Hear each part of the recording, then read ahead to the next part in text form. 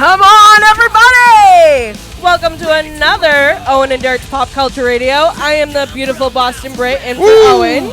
And right across from me is the dirty Dirt McCoy. Yes, sir. And we are also here with the wonderful, beautiful Bushman. Hey. From now on, I want to be called Mr. Sterling. Mr. Sterling. Okay, Mr. Sterling.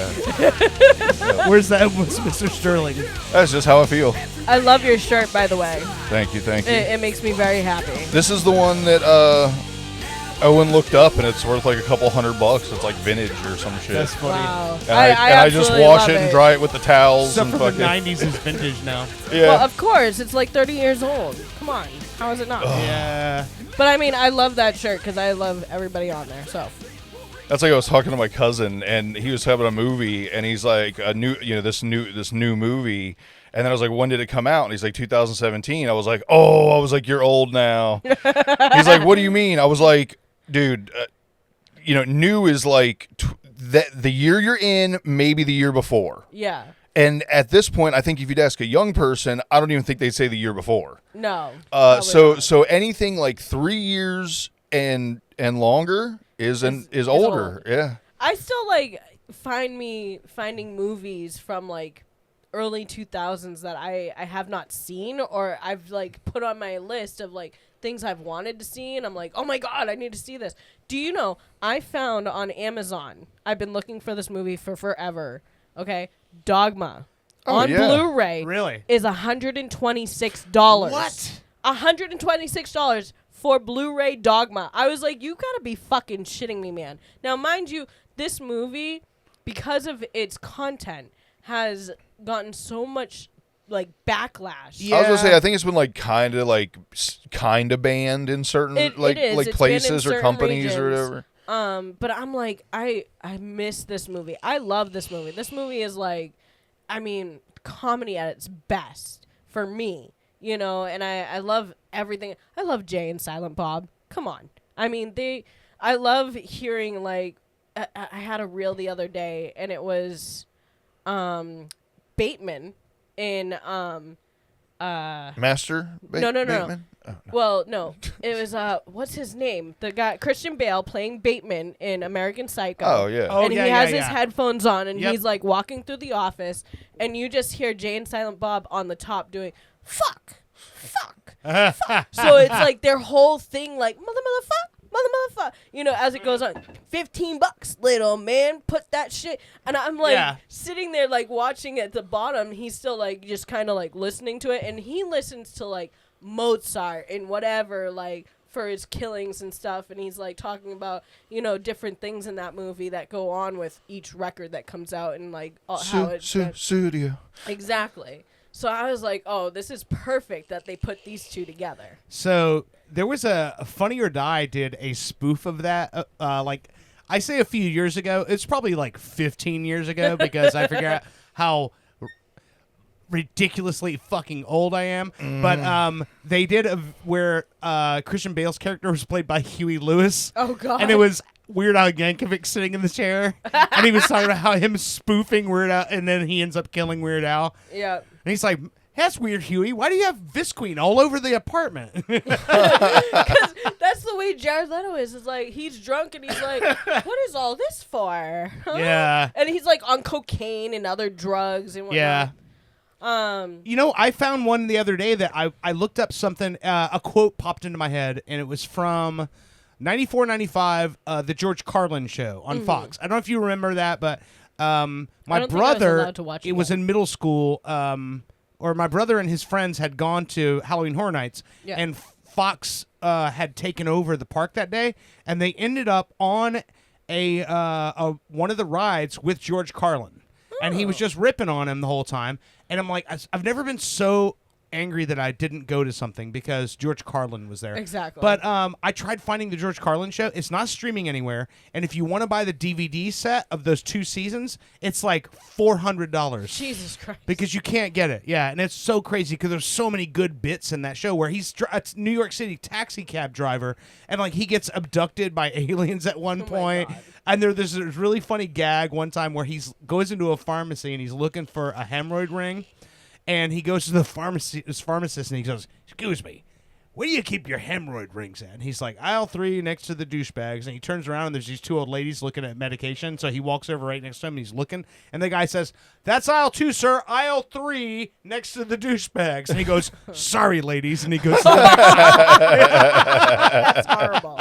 But it's funny. But what's also really funny in that show is that he has this little dog he talks to all the time. And he's always playing old free free jazz records, and he's talking to the dog about how amazing these musicians were, and kids don't get it anymore. And like, there's just like certain stuff like that about that show that I always loved. And George Carlin's a goddamn genius. So this kind of plays into, all right.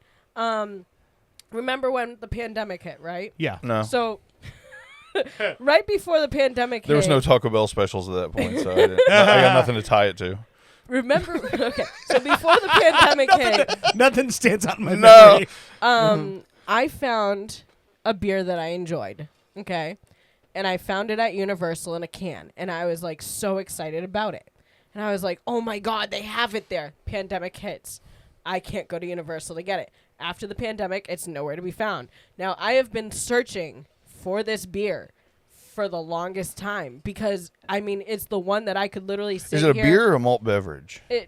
Technically it was originally said to be a beer, but it's a malt beverage. Okay. And I've been looking. I've been like, "Oh my God, I need to find it. I want it. I want it. This is the only beer that I can really drink and enjoy and not like feel like full afterwards." Yeah. So today when I went to Walmart, I was like, I know I'm coming to do the show, so let me get my bottle of wine so I can look like a slush, whatever. I like a slush. I was gonna say I like slush better. I like showing up looking like a slush. And as I first glanced over to where they have like the funky drinks, the seltzers, Smirnoff Ice. What they call the novelty. Were your fellow slushies there? Exactly. And I'm like, let me look over here first to see if there's anything I want. And I turn around and say to Owen, and I said, I really, really wish they would start selling Not Your Father's root beer. And poof. Literally, I see one 6-pack. Was it glowing? Was like, ah. That's what I felt like. That it was glowing. Wait, for hold me. on. Jesus in a grocery wept. store. Did you stop somebody and go, "How many of these do you have in the back?" No. Okay. No. But then Owen goes over and he removes the Jack Daniel's watermelon pucker, and there's 3 more there. I said, "Get 2 more." I left one for whoever the lucky person was to buy that last one. Well, this is a new Brittany who would have originally said, "Fuck that person. I'm taking all of them." Exactly. So you're turning over a new leaf. I'm trying. Congratulations. Was that you 100% or was Owen like, "Hey, no, why don't you?" No. Okay. He originally, I was like, "Yeah, get 1 more," and he's like, "Are you sure?" And I was like, "There's only 4. There's 3 more," and I was like, "No, take 2 of them. Take 2." And he was like, "Okay." So I mean, you didn't have to leave any, so leaving one was super nice. Exactly. So it was nice of me. Respectable. Yeah. All right, so I want you guys to try this. Okay. I know you have a glass over there, so I figure you guys. Yeah, like I said, split it. I'll pour it in the glass to see if I like it before I waste it. I'll take a taste, then we'll kind of go. Oh, it smells like straight root beer. It doesn't smell alcoholic beautiful. at all. It just smells like A&W actually. You said just a little beer. taste is good. There we go. Because I have a drink for you guys as well. Okay, let's see here. I'm telling you, that the smell is ridiculous. It just smells like root Barks, beer. Dude. Yeah. It tastes like Barks to me.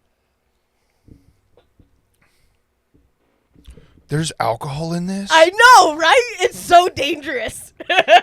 Yo. Yep. Like Heather had said, there's like a beer finish. I taste 0 alcohol. Yeah, there's alcohol in You it. could have 100% given me Not this. only is there alcohol, it's 5.9. It's more than a beer. You totally could have given me this and told me it was just root beer, and I would have believed you and got drunk. Like, you could fuck with somebody with this. I know, right? It's so delicious. I'm just so glad it got brought back because, I mean, seriously. Oh, my God. I know. This is the least alcohol tasting alcoholic beverage I've ever had in my life. Yeah, I know. Yeah, it's scary. Well, I used to drink these. They had them in Kissimmee at a bar that I used to bartend I've at. had alcoholic root beer before, and I was like, I like it, but it's almost just kind of like spoiling the root beer. Yeah. Because I like root beer. Mm-hmm. This is ridiculous. Yeah. No wonder you, as you're telling the whole story, I'm like, I was trying to think if there's like an alcohol that I ever went through that. Like I couldn't find it, really like it. Not so much, but yeah, I could see being very upset once you've had this. Exactly. It being taken away. Yeah. They used to like special order it at this bar in Kissimmee for me because I was the one who'd like drink 6 at a time while I was there, and I'd be there for like 4 hours. Oh my God! This is so yeah. And I loved it. Like, I could totally see that.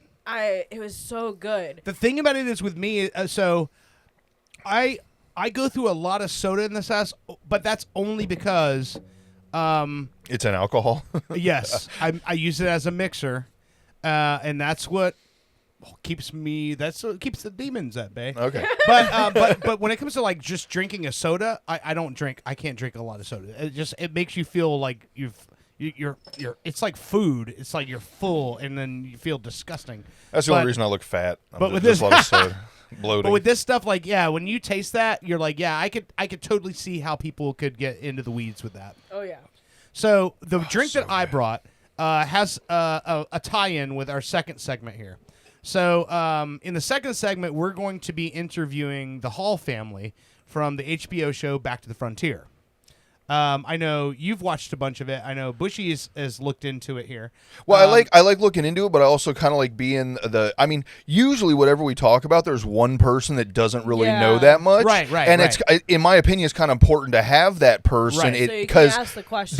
They ask the questions people who haven't seen the show might want, or think of. So or I'm just lazy. Take your pick. So when the settlers came to the United States, they sought food, shelter, water sources, all of that sort of stuff. And then the next thing they had to find was booze. Exactly. Because they brought over a bunch of rum with them, then they ran out of rum, and then there was no sugar cane in the Northeast. Yeah. So one of the earliest liquors, and in fact the first first distillery that ever commercialized it was in New Jersey, and it was a liquor called Applejack. And Applejack was basically using apples to fermented apples. You take apple cider and then distill it, and it turns into a whiskey type product. Oh yeah, called Applejack. Okay, so this isn't apple flavored Jack Daniels. This is an actual separate liquor type. Yes, no, this is Applejack. Now, this is the brand that I've got here is Tennessee Apple by Jack Daniels, but if you look all over the bottle, this is the original Applejack recipe that Jack Daniels first made back in the day. Okay. So it's a very different. Actually, and I'll tell you this: Heather does not like whiskey at all. I gave her a sip of this yesterday when I first got it because I was explaining it. Okay, but it's fine. Whatever you don't think drink, I can smell it I'll already. it. Yeah, you can because it's straight up Granny God. Smith apples. Smells apple like cider. Yeah. Like a green Jolly Rancher. Yes.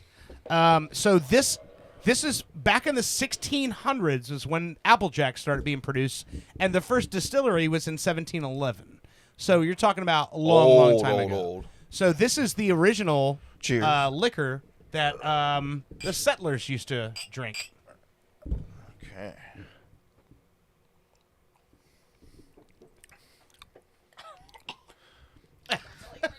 No? That's pretty good. Yeah. That's pretty good. That is like I've mentioned before, if it's like a bourbon flavor, I'm probably not going to be a fan, but there are some here and there. I like this one. It is strong. It is strong. It is strong. But what I will tell you is that my first when people ask me about the flavor of this, it's super crisp. Like it almost, and this is going to sound crazy for an alcoholic beverage, but it almost has that like the effervescence when you drink this, the effervescence of it, like in your nose and everything, has that feel of when you bite into a fresh apple.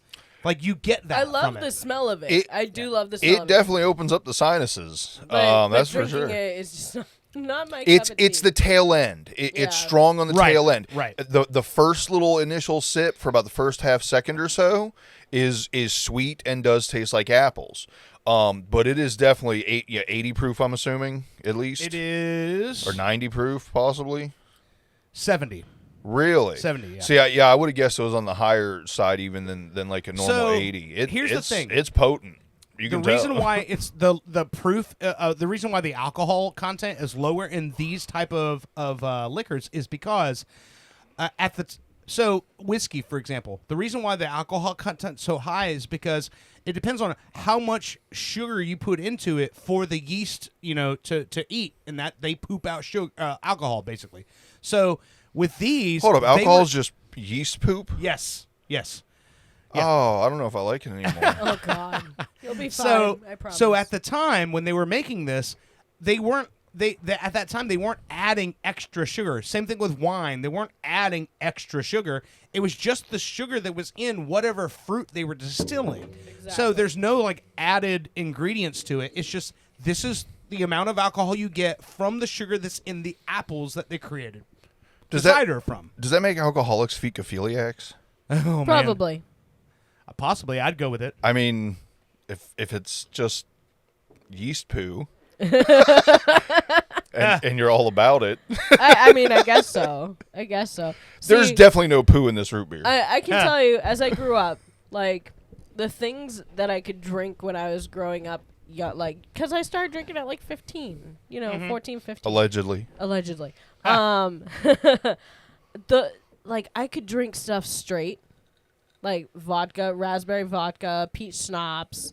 I could drink all that stuff straight. Now, if you were probably to give it to me, I'd be like, the only thing I could drink straight now is Malibu. It's funny because I'm kind of like that, but it's weird. I'm like better and worse depending on what it is. Because I was never a shot taker, never a straight liquor guy, always mixed drinks. But now, as I've gotten older, I can drink some straight liquor. Like I'm okay with it. And I will say this now about this Applejack. It starts off pretty sweet, and then very quickly it's strong, and the burn hits you. But after I sat here, I've got the aftertaste of like I had a Jolly Rancher about 30 minutes ago, or not like right now. But like I had a Jolly Rancher a while ago, and you kind of still taste it a little bit. Yeah, I've got that apple aftertaste. I like it. I can tell you. So I mean, obviously, growing up, I did not handle my liquor well whatsoever. I mean, I would get sick every single time, and then the hangovers started to grow more and more. And I think the most recent time that I got sick was actually a night that we were at St. Andrews. I knew you were Oh, gonna say how do we always know that St. Andrews is going to pop up? I was just about to say We were at St. Andrews. It's gonna happen. And the last shot. So Dirt bought us shots. Like it was our last shot before we left. And we actually, me and Owen have a photo of us on Facebook. Oh, of wow. this night where we were like, you can tell by looking at us that we were like drunk as all fuck. red-eyed. And we talked. It was we got a leg spreader for Owen. Hey. I think you had something different. Oh, I always drink. go with the car bomb. Yeah, so That's think my favorite because Nick, God rest his soul, the owner of the place. That's what me and him used to do. I used to go up there fucking 4 nights a week and hang out with Nick while he cooked, and that's what we used to drink. So I always go with that. You had something different. I don't know what Heather was drinking, and I don't remember if you were there or not. But I know. Was it a karaoke thing within the last couple of years? I was probably there. I know it was within the last couple of years. Or I'm the not sure if or it was, Halloween. I'm always up there. it may have been a karaoke thing. I'm not sure though. But I know that was like the last round. Both me and Owen were sick as dogs. Oh, wow. It was like, because Owen, I've never seen Owen really sick from alcohol either. And for both of us, we were both at that point where we probably shouldn't have drank anymore. We definitely shouldn't have taken that shot, but we did. And that was what put us over the edge.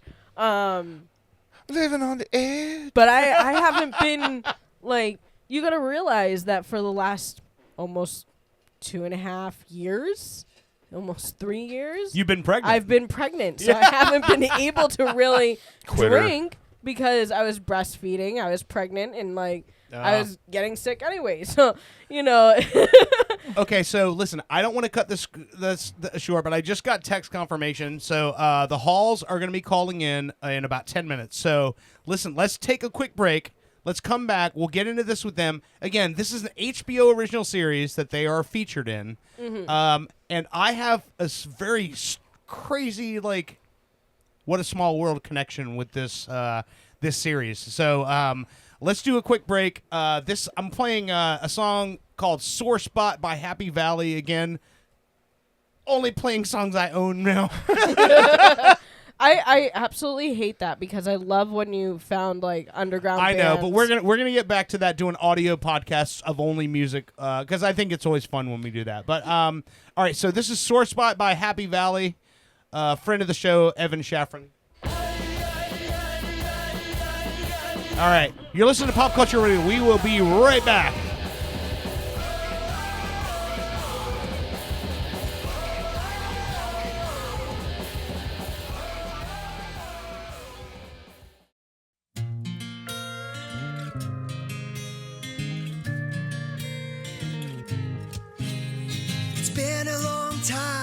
Saving up all year, trying to stock up, trying to save up for winter. I don't mind all the work round here. It's all about getting back to the frontier, back to the frontier. We're loving life here, out on the front porch in the outdoors. Back to the frontier, the mountains are home here. We're loving life, oh yeah. I don't mind all the work round here. It's all about getting back to the frontier. Welcome back to Pop Culture Radio. That feels sacrilegious, cutting that off. Start up the day, that's fucking cool as shit.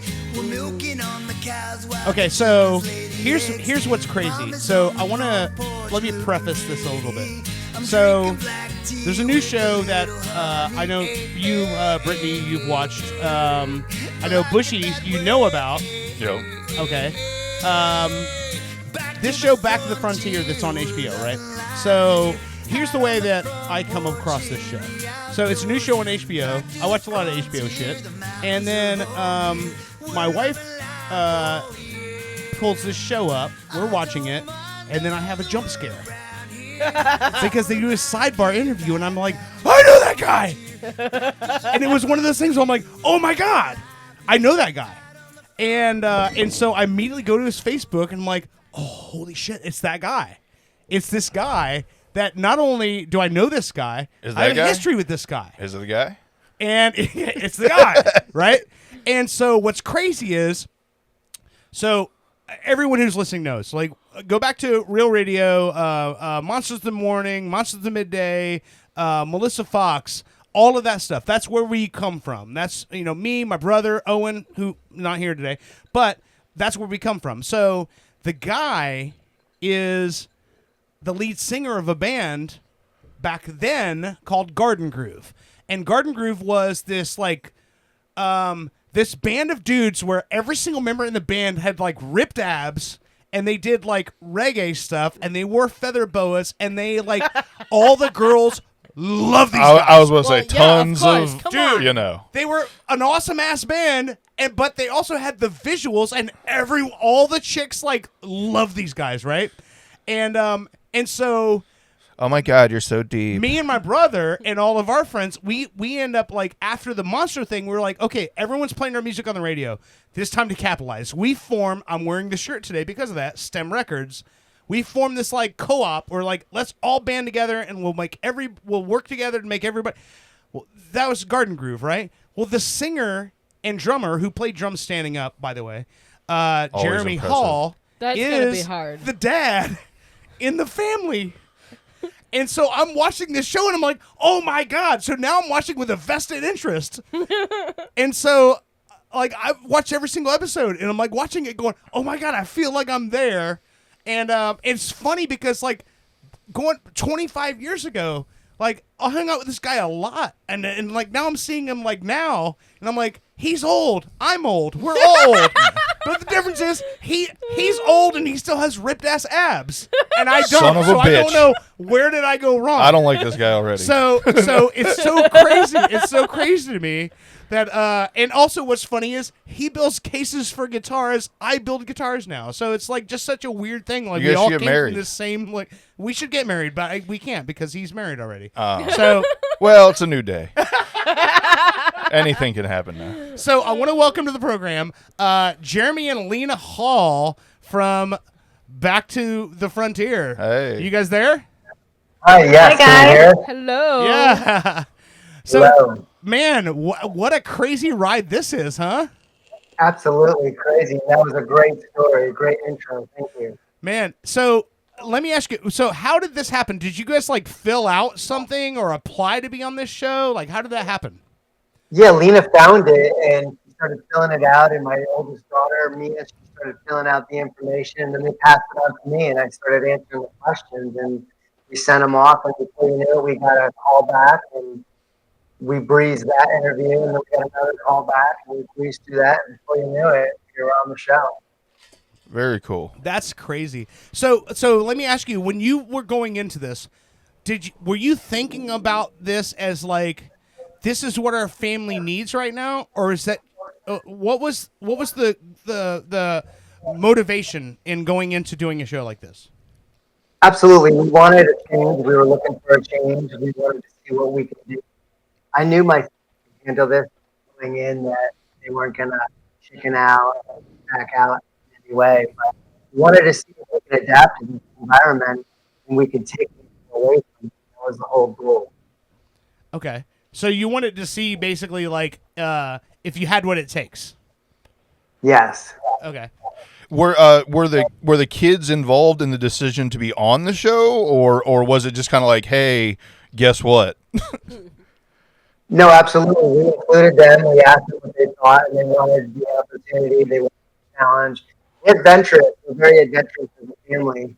And we just wanted to see what we could get out of it. And everybody got something different out of it. I can tell you, I would not be able to eat the food that you guys were making. Like, It was disgusting. I heard the wife in the Looper family, and she's like, I'm the pickiest eater. I want to tell you, like, I eat like a child. If I find one thing on a menu at a restaurant that I like, I stick to that. I don't switch it up whatsoever. So my palate is like this. You're like horrible. you're like there ain't no chicken nuggies on the frontier. Fuck that. Exactly. I was like, I was sitting there thinking when you guys were getting like the livestock, I'm like, when are we fucking killing this shit to eat it? So then it's dead stock. Exactly. I was like, when are we killing it to eat it? Because that's the only food that I'm gonna fucking eat. Did they wait? Did they actually have to butcher animals on the show? I don't think, not that I saw. You'll have to wait and see. There's 2 episodes left that we haven't seen, so Right. I don't know. But did you guys actually have to butcher stuff? We have the opportunity to, yeah. Okay. The purpose of our livestock. Because I know that the one family was the Lopers were gonna butcher one of the chickens, and then the kid was like, that was his pet, and so he asked them, just don't do it today. I remember that. I'll probably die before I butcher an animal. No, I couldn't would see totally be able to myself. butcher I the say animal. that, but when you're really hungry, things change, you know. But Brittany's half Mexican. She'll stab anything if the price is right. Okay. Yeah, we all had the opportunity to do it. Yeah. But No, when it came down to it, we were in love with these chickens, so we didn't do it either. okay. Well, and the funny thing is, like, I realize how much time has gone by since Jereme and I used to hang out, and like I don't know you now, and you don't know me now, but like back in the day, Jereme was like peace and love, and let's just everybody have a party and all dance and have a good time, and so it's like I couldn't see you doing that either, but now you're a dad, and like when you're a dad, you're like, whatever makes my family survive, that's what I got to do, right? Absolutely. That was my whole priority, was to keep my family happy and comfortable, and whatever it took, really. You can see, like, some people think I'm a grumpy dad on there, but You look at my family; they're happy. Everybody's having a good time. We're singing songs, we're writing songs, we're having a great time. We embraced it. You didn't get a lot of complaints out of us. Well, I can't believe that like you guys actually became friends with some of the people like in the group because you look at Real World. You stick people together. Okay, like, so since you brought that up, how much of the controversy was show driven versus real? You know what I mean? Because I know that they put a lot of that stuff. They inject that into the shows as like a controversy or something, or was it like real? You guys were out there, you were hot, you know what I'm saying, you weren't feeling it, you didn't want help, like like how much would you say is real and how much was TV stuff? I can tell you it's 100% real. We didn't meet anybody until we were in it. Okay. So we were already, the tensions were high and everybody's uncomfortable because we're wearing those ridiculous clothes. Yeah. We don't know where we're sleeping tonight, all these things. So everybody's tense, and there were things said that everybody just kind of like felt a little weird around each other, and that just set the pace for what happens next. And you all come from different parts of the country. Well, that's awesome. That actually, her answer makes me really want to watch it now. Like, because I am that skeptic. I don't believe anything is real. You know, every time I watch something, I'm like, that's fake, that's fake, that's fake. So I really crave real content. Well, so I'm gonna watch Now this with a whole new, you know what I'm saying, an attitude going into it of, oh, this is real. Jeremy will understand with it. So, Aaron Fechter, the guy who created Whack-A-Mole and Rocket Fire Explosion, remember Bubba Whoop-Ass Wilson and Jeff Howell were voices of the animatronics and stuff. He's a friend of the show. He grew up with my parents, so he comes on the show a lot. And he was on an episode of Shipping Wars, and he's the nicest guy in the world, and we're watching Shipping Wars, and he's being a dick to everybody, so we get him to call in, and he's like, yeah, I didn't want to be a dick to this pretty girl, but they told me, like, hey, man, you signed the contract, tell her what a piece of shit she is, like, and so it makes you question, because Bushey's the one who's like, there's no way Aaron really wanted to be this way. So it makes you question, like, the production of reality TV, you know? Just how much is orchestrated. But absolutely. Yeah.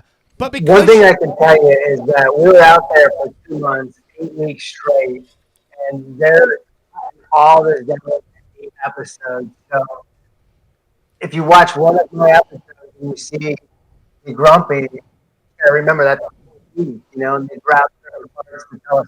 Oh, wow, so each episode was 1 week?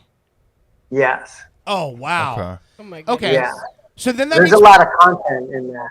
So then that makes me feel better about what I'm about to say. So watching the series from the beginning until now, right?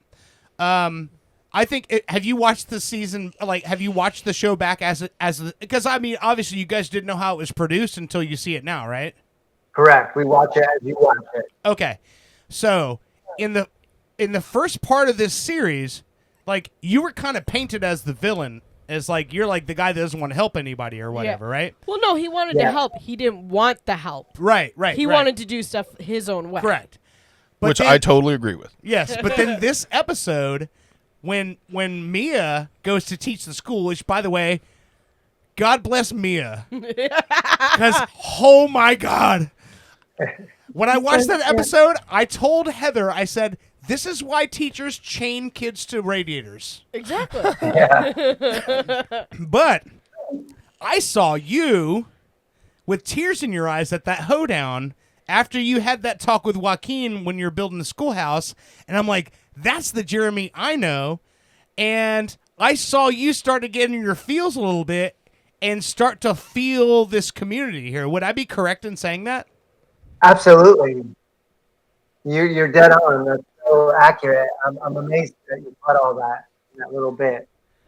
See, I originally looked at like each family and I was like, okay, so this is going to be difficult depending on everybody's like spiritual beliefs and then where they come from and what they actually do outside of here to get along with everybody. Like, I know that's always me. I don't always get along with everybody. I'm a little intense. I'm a little over the top. It's hard putting that many people in exactly. an area. And not only that, but when you're put into a situation like where you have to depend on, I mean, they other didn't necessarily people have to to maybe depend help on you. But when it comes down to it, you got to buy your land certificate at the end, so you all do have to work together. Here's the biggest thing, and tell me if I'm wrong. A lot of that tension just came from not having your devices for that long, not having your social media and shit, right? I don't think Jeremy needs devices. I'll be honest with you, Jeremy, you're not handcuffed to a device, are you? No, not at all. Jeremy is a straight up surfer dude. If you gave Jeremy a surfboard and a tiki hut to live in, I mean, He'd be obviously fine. he would not give up his family for that. But back the Jeremy I knew, if you gave him an outhouse to live in and a surfboard, Jeremy would have been cool as fuck. You take Am my I right, Jeremy? That's right. It's simple. you take my tablet away for 2 days and put me in the woods with people, and I'm going to prison. Well, no, I'm one of those people that like a lot of the times I think I'm right. And I can tell you, I built. And you have a husband, so he And I have a tells you, husband, yeah. he confirms that for you erroneously. I built a deck with him while I was pregnant. Didn't know I was pregnant when I was doing it. But I can tell you, like, I was sitting there shaking my head half the time, being like, this is not what I told you to do. This is not how I want it to be built exactly originally. We need more support. We need more this.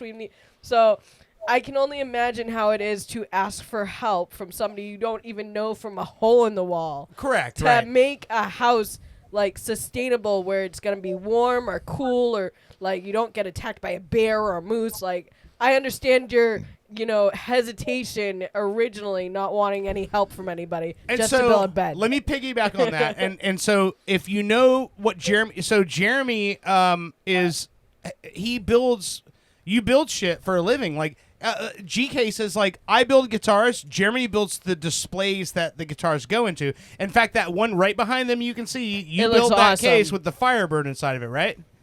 Yes. So that's what Jeremy does. So when it comes to building the bed, he already knows he might not have the tools that he has at home, but he already knows how he wants that made. So I understand why he didn't want help because Yeah. he's already figured that out and everything. Yeah. So let me piggyback on that because that's another thing that Well, popped let up on the them show. talk about something. Let me ask you this, Jeremy.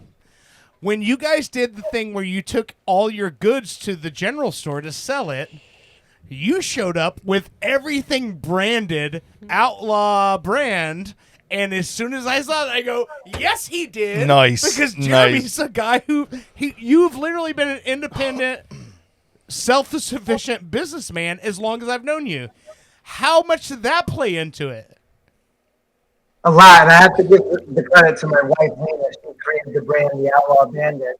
That was our way of digging ourselves out of that hole that we had dug ourselves in. And we're always thinking, like, how can we make money? What can we do? The whole time we were out there, we were busy working it, trying to make a better place for ourselves. We renovated our place. We made it more comfortable. That bed was a big deal because getting there and not having the comfort of even resting properly was a big deal. You have to wake up every day charged and motivated to get out there and do it.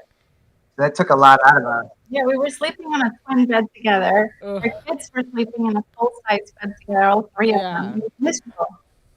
So, yes, we just had to get busy and stop crying. There was no time to cry and complain about it. We just had to work. As soon as we were introduced to the store, and then we were like, well, where do they get their goods from? And we sell to the store, and the idea was born. We rode with it as best as we could. We sold as much as we were allowed to sell to them, and it worked for us. It's funny because knowing the background of everyone in that show, like I know that the Lopers were both work in the executive branch, so they work for companies, and then with you guys run your own companies. So when I saw that, like that becoming a thing, I immediately knew, I'm like, oh, they're gonna kill this. Because then, like the Hannah Riggs family brought in like vegetables, and then the guy was like, anyone can grow this. Then you brought in fucking jarred with a label on it, and you're like your own pickled onions and your own pickled vegetables and all that stuff. And I'm like, oh, that's totally up your alley. Like you branded your own produce in your own farm. That's dope. Like, and that's why when the guy saw that and he's like, oh yeah, you're getting 10 cents for this jar, and then next thing you know, you reverse the entire economy. The entire Our debt. the debt from the livestock auction. Yeah. Which, by the way, did Jet get to keep that baby goat or no? He got the goat. He got the goats. We were there. We couldn't bring them home. But yeah. Oh. That goat would have been cut up and eaten by me as quick as possible. I'm sorry. I have 3 kids. I can only imagine them wanting to have the livestock and be like friends with it. I don't know how I feel about you now, knowing that you could have a can of beans sitting next to you, but you'd I rather can't eat butcher beans. a I don't live, like cute beans. animal to sustain yourself because you. Hold Wait. So you not liking beans is more important than a baby goat's life? Hold on. First Who off, are you? When I went to Italy, my aunt's family. Oh, that's why. My aunt's family, right, saw that I enjoyed Mafioso. the lamb and the rabbit. I made friends with their animals outside. This doesn't justify murdering them. And they decided to kill them and feed them to me. So, and I was 9 when this happened. So You never had a prayer, is what you're saying. exactly, I never had a prayer. You're corrupted from birth. Exactly. So when I went back outside and they weren't there, I was like, "What happened?" "Oh, we fed them to you." So to me, that's like normal. I would go and fucking kill the livestock to eat. It's hardcore. Yeah, we're not that hardcore like you. Like I said, I'm eating grass before I'm killing something. I'm the worst eater. I really am. Like, I know how to cook spaghetti and meatballs. I'm trying to learn how to cook more. I know how to cook lasagna. Anything with meat, I can pretty much cook you. But you add in like, you know, the vegetables and stuff, I'm screwed. I hate vegetables. Lina We and were eating Jeremy. boiled carrots, boiled onions, like any Potatoes. any boiled vegetable you could think of. That's what our menu was every day. Oh my So God. just so you guys know, if you can't tell from her shirt, so she's from Boston. And so apparently in Boston, all they have is Guinness and clam chowder, and then the rest, you're on your own. You gotta Exactly. figure it out. So the question I have too is that this is always one of the things I always wonder about. So when you're out there, how much do you feel like the production staff is going to bail you out? So in a situation where if you literally have not secured provisions for the family, I mean, obviously, you know, HBO is not going to let anybody die on their dime. But how much do you feel like they're going to come in and scoop you up, or do you really feel like a responsibility that like we have to do this, and we got nobody looking out for us? Like, how much do you know what I mean?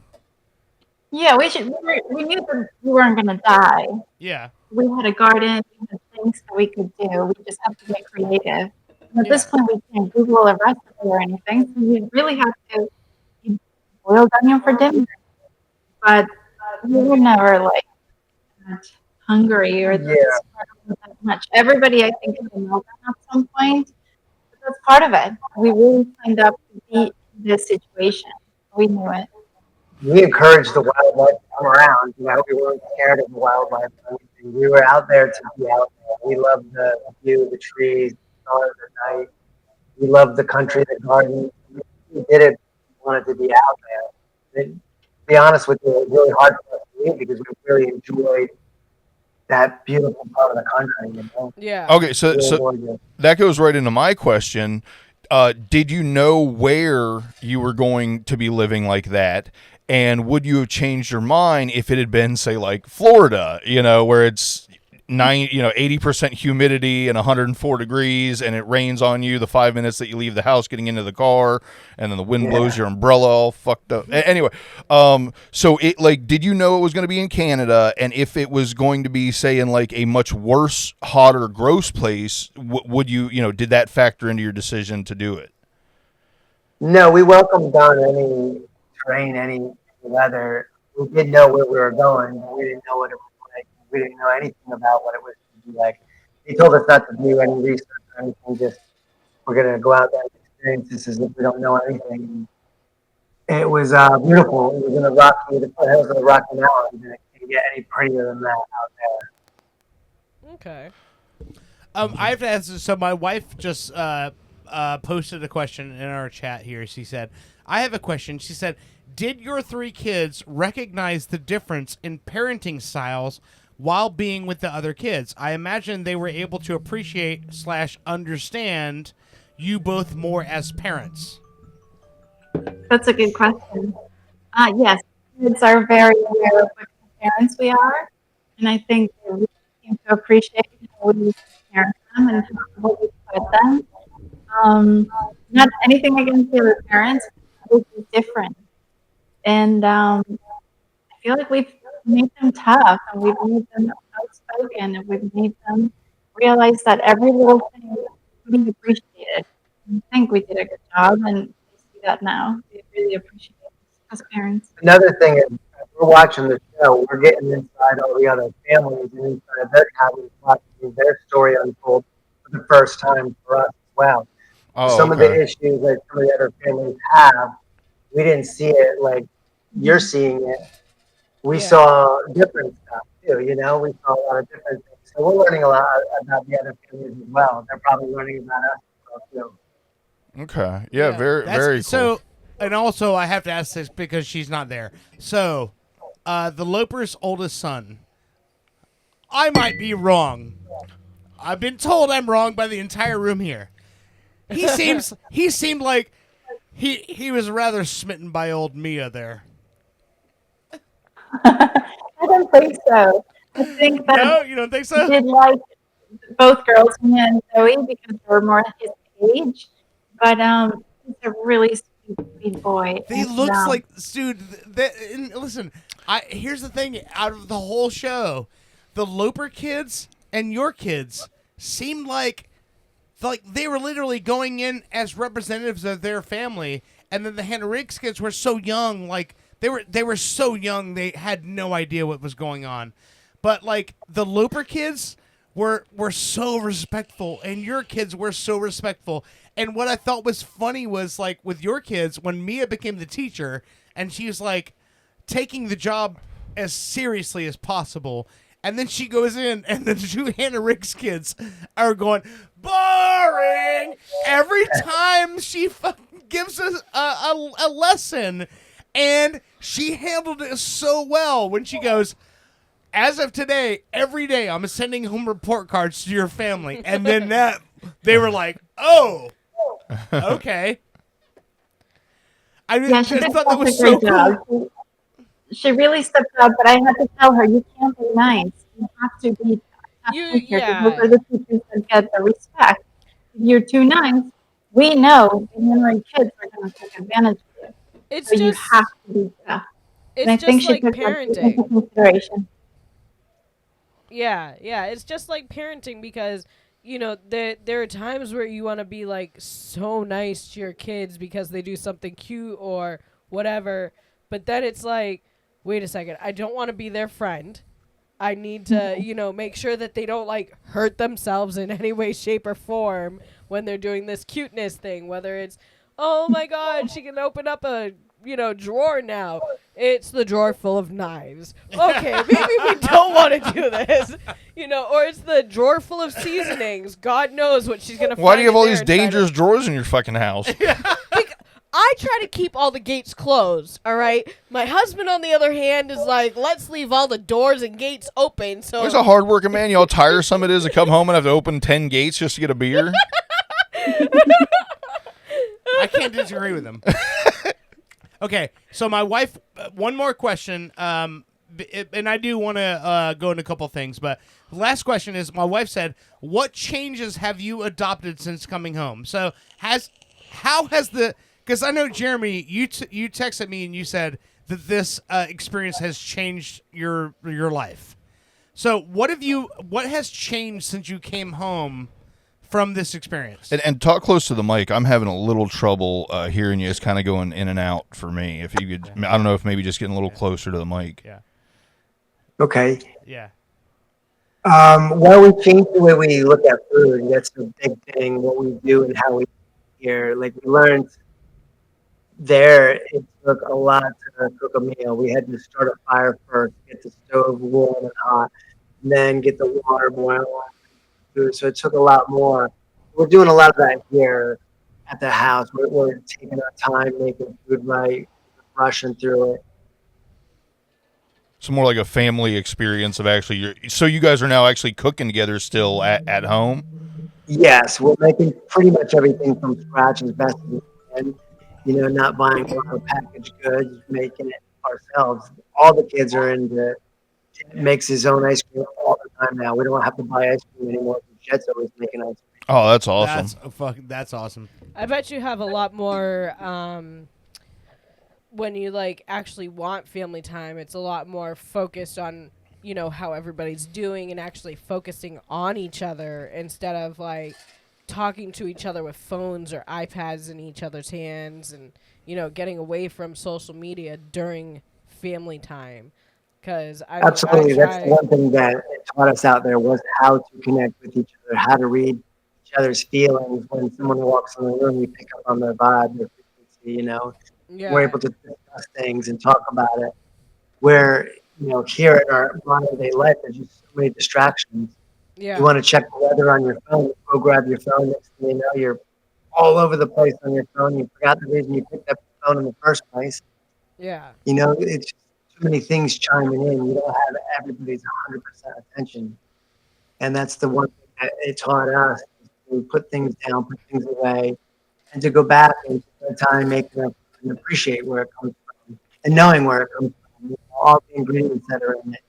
But I bet you, like, now your oldest daughter having her first job on that show, appreciates more what you guys have given her entire life, knowing, like, they've worked hard to give me this life, because we could have been in the 1880s where everybody has to work in order to get a good life.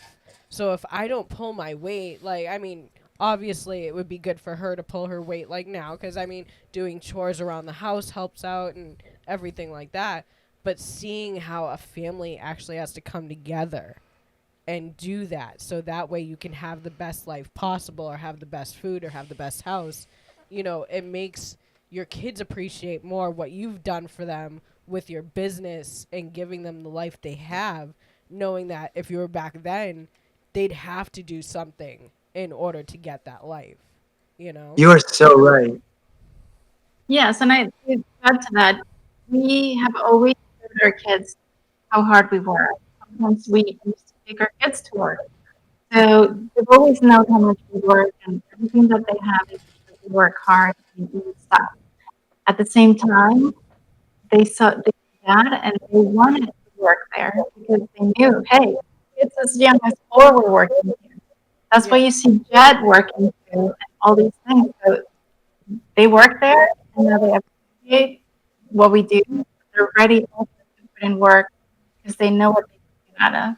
Because, I mean, she was so happy to buy those hats. Like, that was the number one thing that she wanted to spend her first paycheck on. Like, I think that just appreciating something so small like that is amazing for any kid in this century. Because, I mean, I tell my son, he's 5, he can't have his iPad or a TV, and he throws a fucking fit.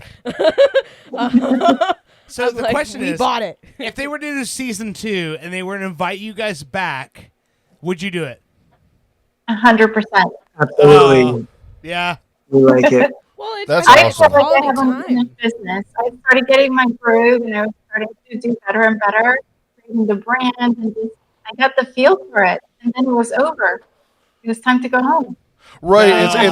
It's like right when you get good at it and you figured it out, then it's done. That's rough. Yeah, I didn't even think about that. Yeah. So going along with that, were you actually disappointed that it was over? Yeah, we didn't want to leave. It was hard for us to leave. We finally got in a groove. We were renovating and fixing up our cabin the day we left. Like every day we were improving that living situation, making it better and better and better. You'll see some of our stuff in some of the backgrounds of the scenes, what we've done to the place, but we did not want to leave. We really made it at home. You'll see our cabin. We got to touch the animals. The land is so beautiful there. We really got to touch it. It was really 100% our home. We were there all the time. So it was hard to do. And to touch on what you were saying earlier, everybody was involved in what we were doing. Everybody had a task, like to cook food. We had to have wood chopped up. We had to start the fire, all that. And everything was very visible. So we all got the instant gratification of our work in front of us. We're here. We have Wi-Fi. We pay for that. We have insurance we pay for. All these invisible things, security, all these things that we don't see. Our kids don't see us paying for these things. It still costs money. It still take work and effort. We're there. It was all in front of our face. All the rewards were instant. You know what I mean? Yeah, Yeah. of course. That's amazing. I would just like to say this is way too wholesome a story for our show. Like I don't know what the hell is going on. This is awesome. So I could do the work part of what they had to do because my parents used to love to bring me to these ranch like week getaways or a couple of week getaway ranch things. Mostly Jewish. I don't know why it was mostly Jewish. I guarantee you the Jewish ranch is not as hard as what they were doing. Well, no, we had to milk our own cows. We had to churn butter. We had to grab the eggs each day for breakfast. We had to actually go and like do all these things. So I was like, I can't wait to see them churn butter. I can't wait to see because that was the thing that like my parents made sure that like I would groom my own horse. I had to make sure that it was fed and stuff. I didn't have to clean the stalls. That was the one thing I didn't have to do. But I mean, I enjoyed it as I was. I heard that. Did you have to clean the stalls? Oh yeah. They knew all the to. right places to put it too. You know, those animals were crazy. Oh, you guys had I a was donkey, young. right? No, we had a cow and goats. And Okay. Man, that cow could eat and make a mess. I bet. How do you poop more than you eat? Wow. So did you guys make any connections with their other families? Like, do you stay in touch with them? Yes. Really? Yes. Like, so did it change you to a point like where like now like it's almost like a brotherhood? Like you guys went through it, so now like you all stay in touch? Yeah, absolutely. You know, I can explain myself a little bit. In the beginning, we went into this not knowing anybody, right? And they say it's not a competition. And you can clearly see one of the other families say it's not a competition, but it's a competition. Yeah. And there's a couple things that are left out. It's clearly a competition when they lay it out. It's clearly competition. Yeah. They do, right? So when it comes up like, hey, we're going to help each other out and you're going to go help them, it's like, well, why am I going to go help my competition?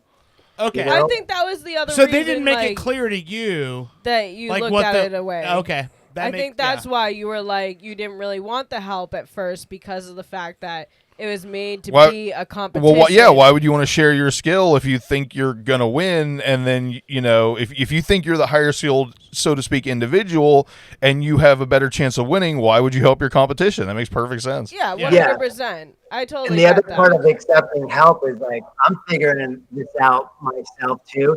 And I know by meeting the guys, I'm the better handyman out of them. I don't know what's going on. How are you going to help me? You don't know. You don't know. right. This woodwork that I'm learning myself. Yeah. So yeah, that's how it was. But it kind of got drug out a little bit, you know. And I'm the villain. It's cool. Things do work out. We are out there 2 months with these families. We're all going through the same thing out there. We're all sharing. The same. Like at the end of the day, I'm still a dad. I'm still a husband out there. If I look at the other families, they're still doing the same thing I am. They're keeping their families tight and together, making sure they don't break. But yeah, we bond out there. We come together. At the end of the day, we're all out there to do the same thing for our family. Dude, I totally saw that in that last episode, and that was like watching this show as somebody who knows you, and like I said, don't know you now, but like knew you back then, like somebody who hung out with you a lot, and like knows Jereme, Garden Group Jereme, who went on a rant at our STEM Records showcase about how everyone should love everyone while wearing a feather boa with your abs out and shit. Like, I'm like, I love that guy. And then when I watched this show and I got to this week's episode, and I'm like, I saw that guy, like when you sat there with Joaquin and talked about kids, and then watching you at the hoedown at the schoolhouse, and then when they were interviewing you and you're talking about how we're all just people, and I see tears in your eyes. I'm like, that's the guy. Like I saw it, like it like just clicked at that moment where you were like, okay, we all got to work together, and I thought that was cool, man. Like I don't know how it happened there for you guys, but just being a viewer watching it, like I saw them, like they sent me on a roller coaster. Like that's what they do, right? They're TV producers. Yeah. They produce episodes. And when I got to that point, I'm like, okay, there's Jereme. That's the guy. I'm gonna spoil it for you. Yeah. It's the kids. You can see it clearly. Like you watch my kids, you can't help but love my kids. Yeah. You watch the Loper kids, you can't help but love Maddox and Landon. They're Yeah. boys, and how they handle all this, even though the adults have their issues. You watch the kids and you look at how they are. What did it for me is the Loper boys. Yeah. I looked at those kids. My wife did too, and they're so well mannered, so respectful, such sweet boys. You know where they come from. They come from those two. And those two can't be that bad if they raise these. Exactly. You can Right. think something about us. Look at our kids, and they're like, "Hey, those are really good kids. You must be good parents. You must Yeah. be good people at the end of the day. You may have read you wrong. You may have rubbed me wrong, but I think all in all, we're good people." I kind of felt like when she said that thing at the livestock, we just were trying to raise the price up. I thought that was just something that she said out of embarrassment for not winning the auction. Yeah, I think that and was I thought it was in poor taste. Like she shouldn't have said that. But I really think that the only reason she said that was because they were embarrassed they didn't win the auction, and then that started a rift that never had to happen. Right? That's what I felt from watching it. Well, I wasn't there. I feel like also she was upset with Jereme from the start because he was like, I don't really need any help, but I'll help you for like part of the day, but I really don't need any help because we just stand around. Like, again, you got to realize you don't know what skills anybody has. You don't know anybody from a hole in the wall. And also you think it's a competition. So why do you want somebody else seeing what you're doing and then taking it back and making it better? That would be another thought for me. Like, if it's a competition, I really don't want my competition coming over and seeing like, you know, look at this bed. Like I made a master bed and it's like the best thing since sliced bread, and they're going to take it and do it so much better. And Jereme, give you 10 weeks out there, you would have had a mansion out there, right? Absolutely. I was about to say, you know, because he's a wood guy. Like, listen, he's a woodworking guy like I am. He would that little shack would have had like 3 stories by that point. I was about to say, is this motherfucker out there doing dovetail joints like in his bed? You know, to put his bed together. No, hold on, Jereme. Bushey is another. He's a construction artisan, construction craftsman, tradesman. So when you were building that bed, okay, I'm gonna fawn on you a little bit. So you built this bed out of wood, but you ran ropes through, and you created a spring system with ropes. Nice. And when I saw you build it, I'm like, "There's no way that was in that that was not in the manual, right?"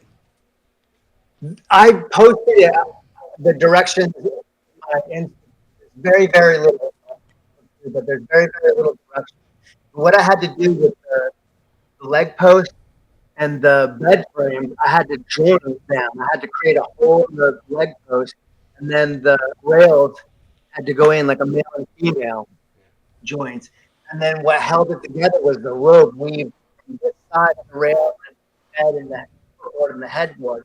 The rope was the final piece that really held it all together. Right, yeah, because if all the rope is pulling towards tightening of those male-female joints, it's actually not only a spring system, so to speak, or a hammock system. It's actually what's holding the joints together tighter. Yes. See, I would only be beneficial out there with the wood to make things sturdy enough that nobody would fucking trip on air, because I'm telling you, actors, dancers, they're all fucking stupid. They trip on anything. It's up like a centimeter and they're tripping on it. My background is theater. Jereme and Lina, she's a theater stagecraft person. So and yeah. I mean, it'll be very sturdy. And it won't move. I mean, it would probably go through a tornado and come out fine. I just like the idea that you've got a 400 square foot cabin and a 1,500 square foot deck. Right? Exactly. But no, I mean, I would be beneficial when it came to the craftsmanship and to doing like the yard work and shit like that. That would be my forte. When it came to like food, I'd be fucking screwed. I'm gonna sweep this dirt. So here's the question I have, Lina. Are you a fan of Garden Groove? I am. Okay, I so never really got, once I met Jeremy, the band was over, but I've heard stuff. okay, I've so heard stuff. I have more requests from friends of mine from back in the day for the Garden Groove album than anything else because, Really? dude, that it was just a fun ass album and like going back to that time of our lives, like what a cool time, like what a fun time.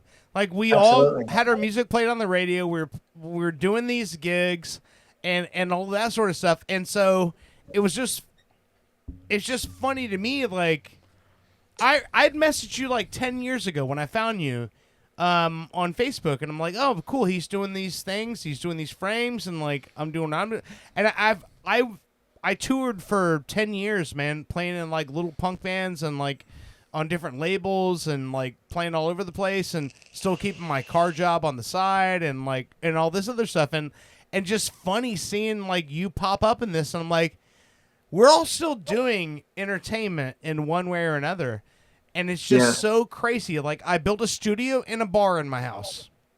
Oh wow. That's what I did. I have a bar here and I have a studio here, and that's it. Well, now a guitar shop too. And I've an industrial CNC machine. I create custom guitars for people and build guitars and it's just Awesome. it's so weird how like all of that little group of us and my brother, the drummer Fritz, Jeff. You know Miss Jeff. He's Fritz now. Yeah. He writes songs. He's employed by Howie D from the Backstreet Boys, and he's a songwriter for Anthem Publishing. Oh no way. And he releases like 3 albums a year. I was about to say that man really makes a song a day in some he form or releases, another. and I remember back in the day, you and Gloria and him like talking about putting a band together, and like he literally writes songs for other artists and stuff.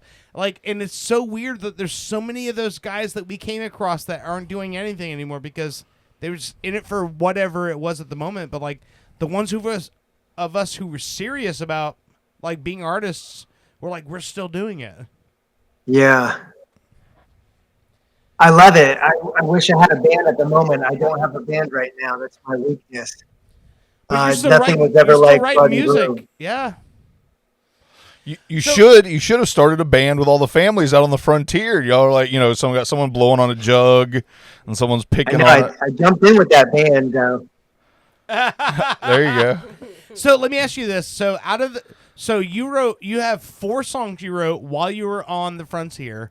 I played Back to the Frontier coming in from the break here. You have Outlaw Bandits, It's So Hard Here, and Keep It Tight. If you were to pick one of those for me to play to go to break, which one would you pick? It's So Hard Here. Really? I think so. That's my favorite. Okay. And I think so. What's the story behind that? Like did you write that while you were actually in the middle of it? Yes. We just came in with such a positive attitude. Lina always says, we showed up through the marathon, and we didn't show up to complain. We showed up to run it and to make it the best we could. So here we're out there, and I write that song, and it's all about having a great time when we're loving it. And everybody's suffering, and they're trying to see, like, isn't it hard? Isn't it really hard? And it's like, well, everything's hard. It's what you make out of it. So I don't know. All of a sudden, I feel like I just started channeling this other song, this other feeling came out, and that song was born. And basically, it's about it being hard out there. And yeah, we ate a lot of peanuts and raisins. That was like the one thing at night when everybody was sleeping. That was my go-to snack.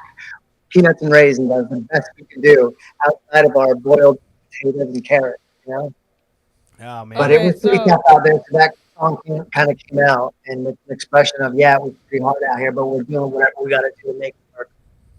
I have another question for you guys, because I know Lina, you were originally upset about the makeup, because obviously you have a routine in the morning. You get up, you get your shower, and you get ready, you get clean, and you make sure you get your makeup on and whatnot.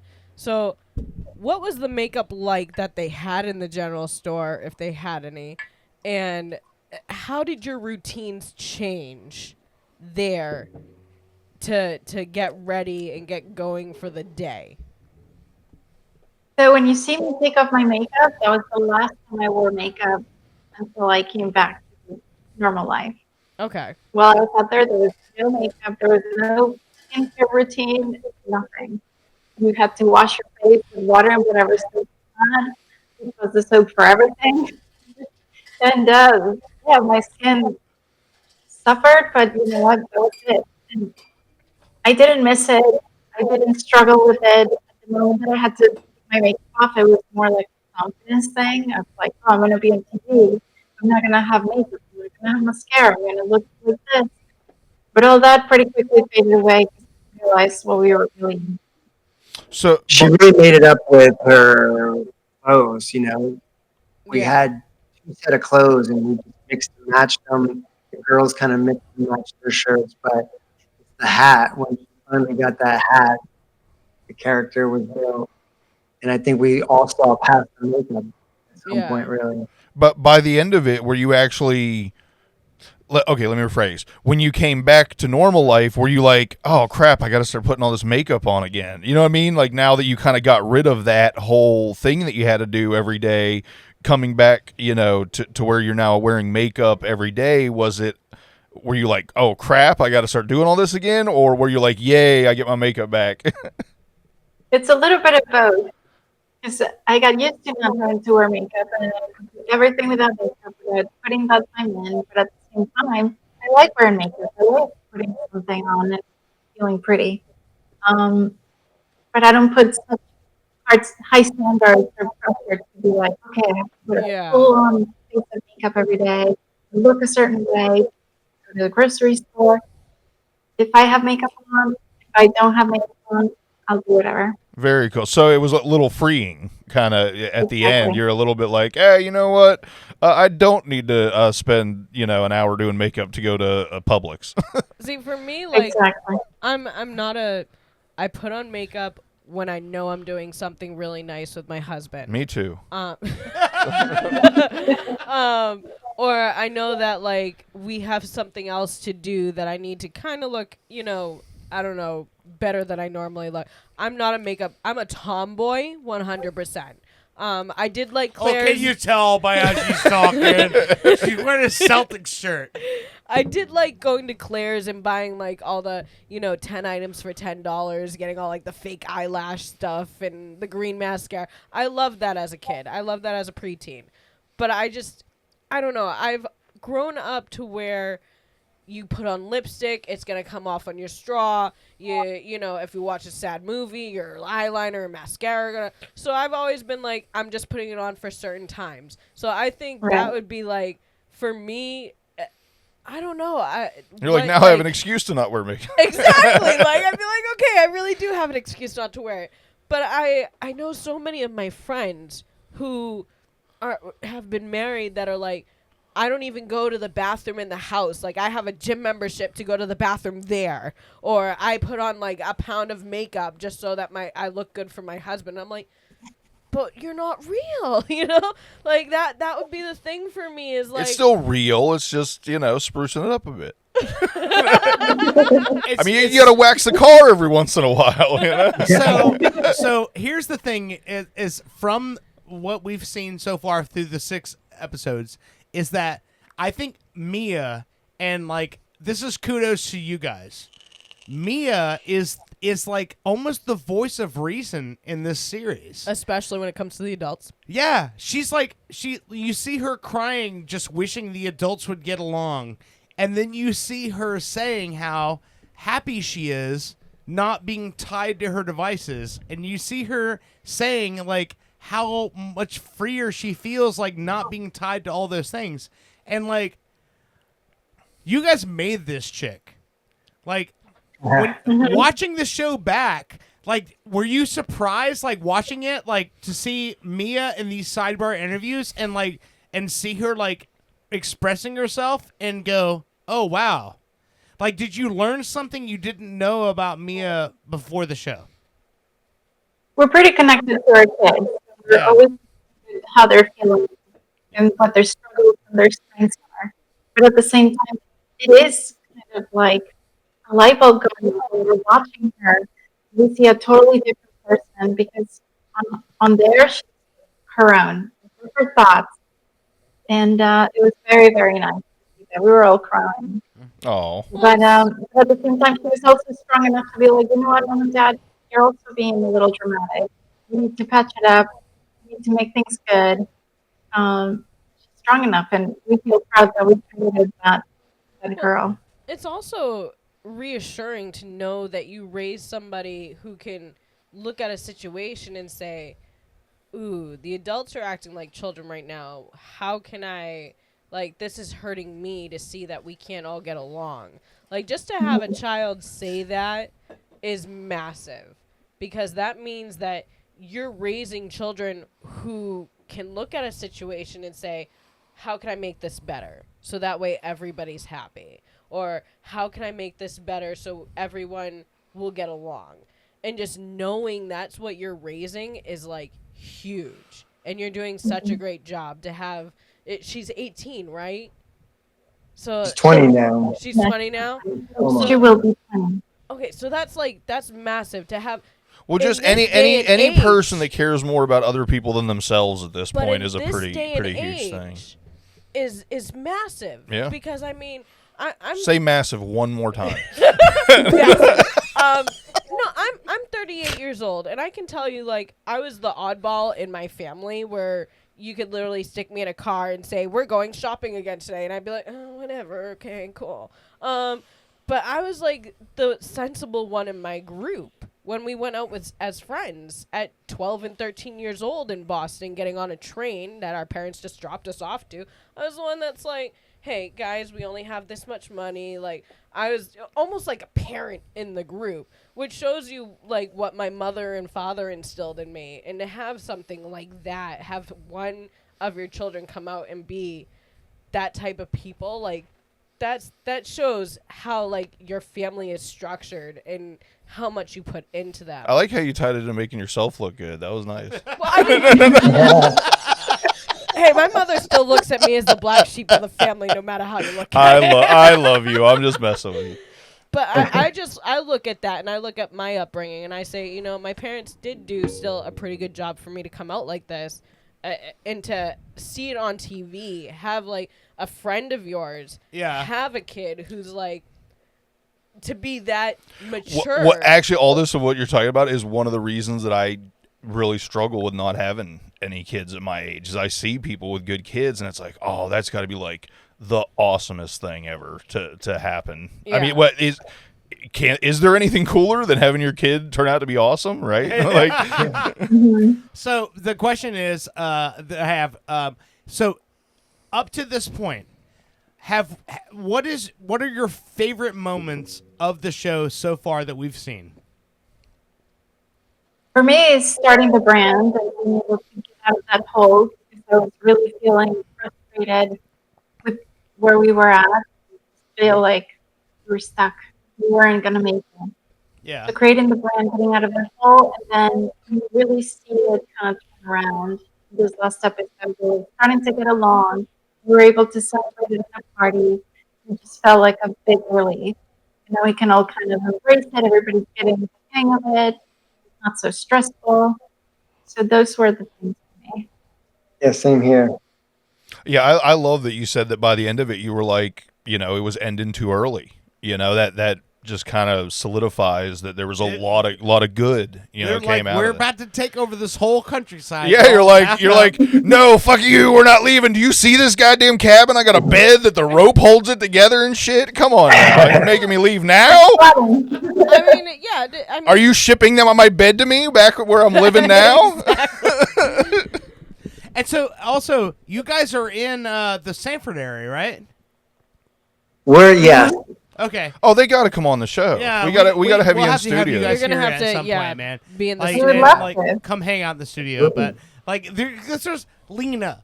Do you know that the man sitting to the left of you right now used to be a feather boa wearing frontman that could literally make an entire audience scream their jeans in one word?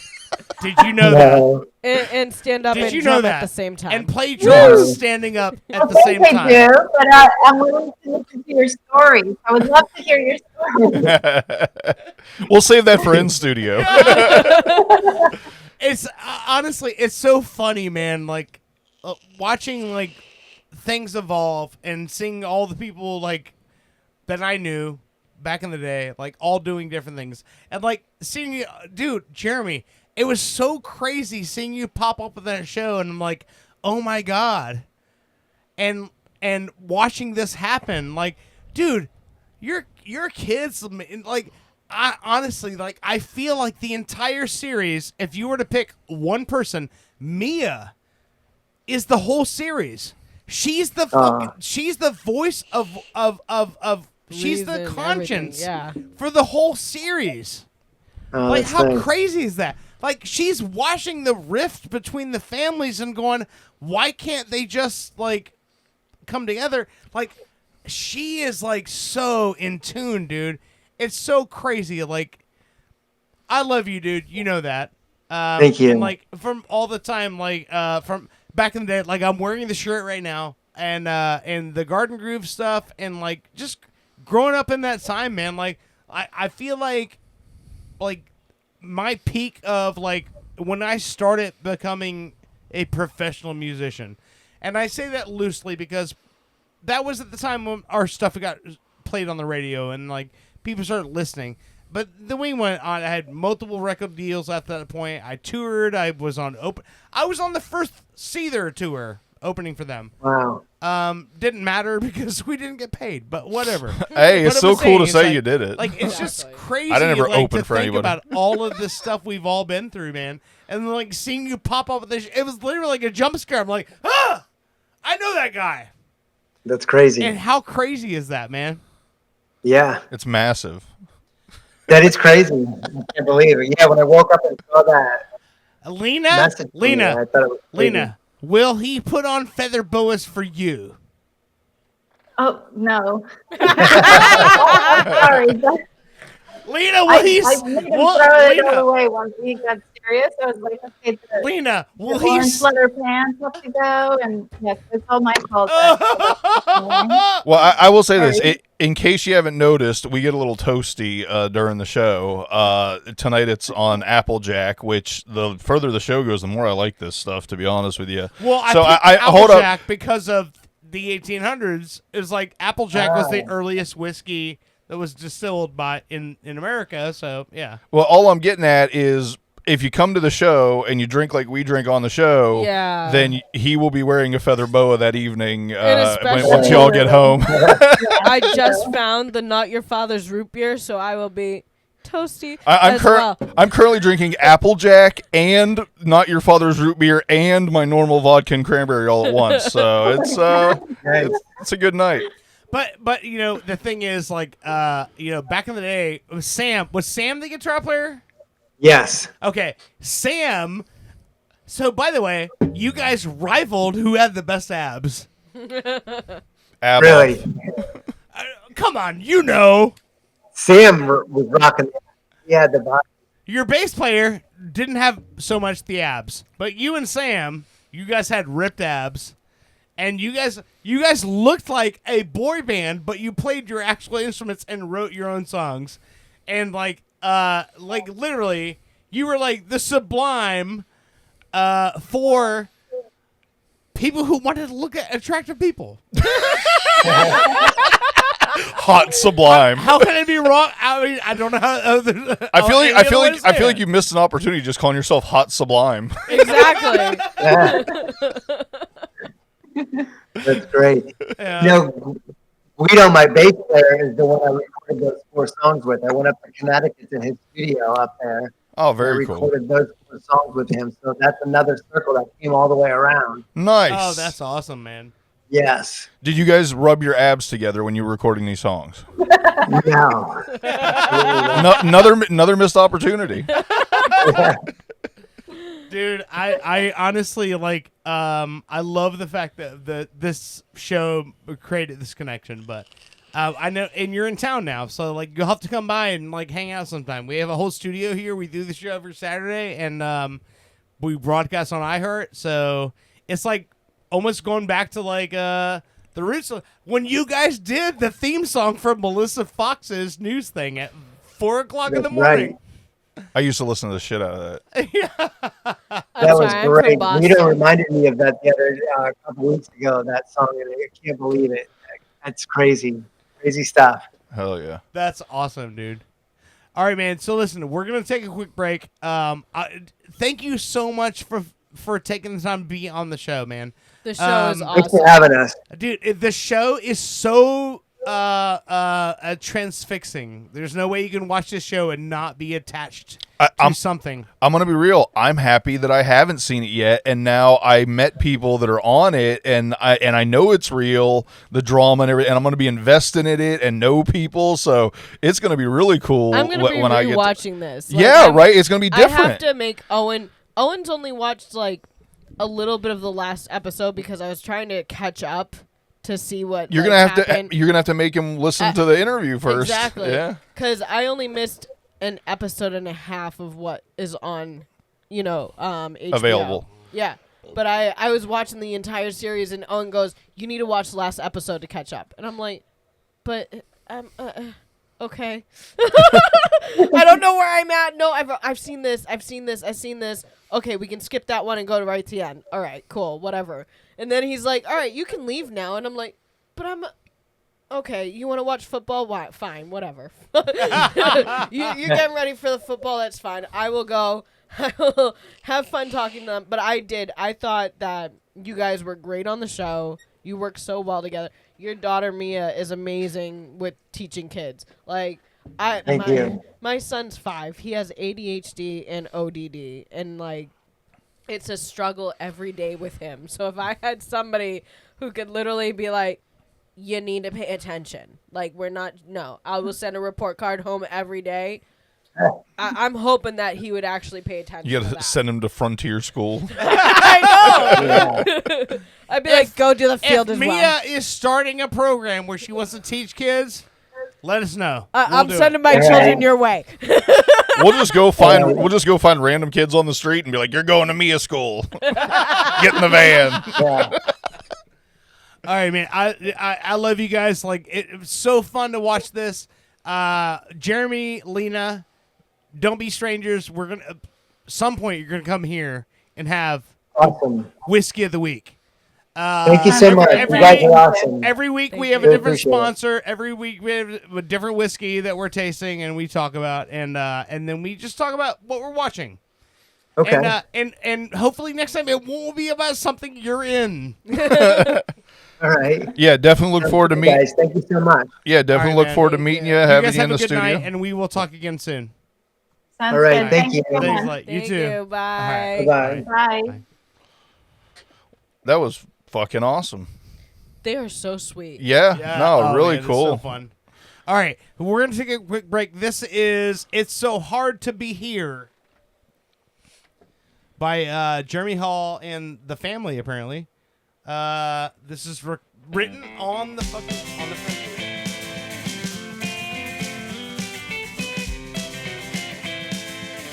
I'm actually gonna sit here and listen to this one.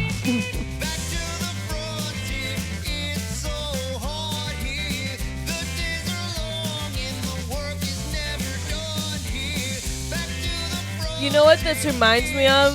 What's that? Like, kind of like a 1950s, like, almost Yeah. like Elvis type. Oh yeah, that's him. That's Jereme. In the garden groove, he said.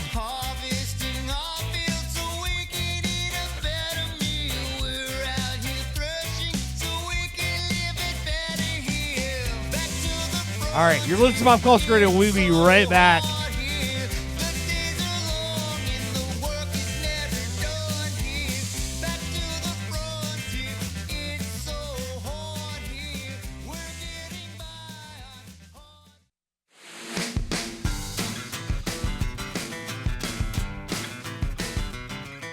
We're coming in hot if you think that we're not. We're gonna keep running till our boots fall apart. The plans from the start.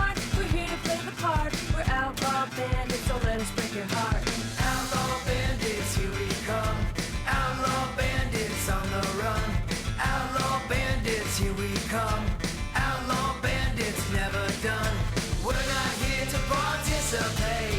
We're just here to take over, mate. And that's just what we'll do. Outlaw bandits. Outlaw bandits. Gonna leave you in the dust and lay you out to rust, 'cause we don't give a fuck. Welcome back to Pop Culture Radio. This is the Hall family with Outlaw Bandits. Outlaw bandits, here we come. So they wrote these songs while on the frontier. I mean, what else are you gonna do?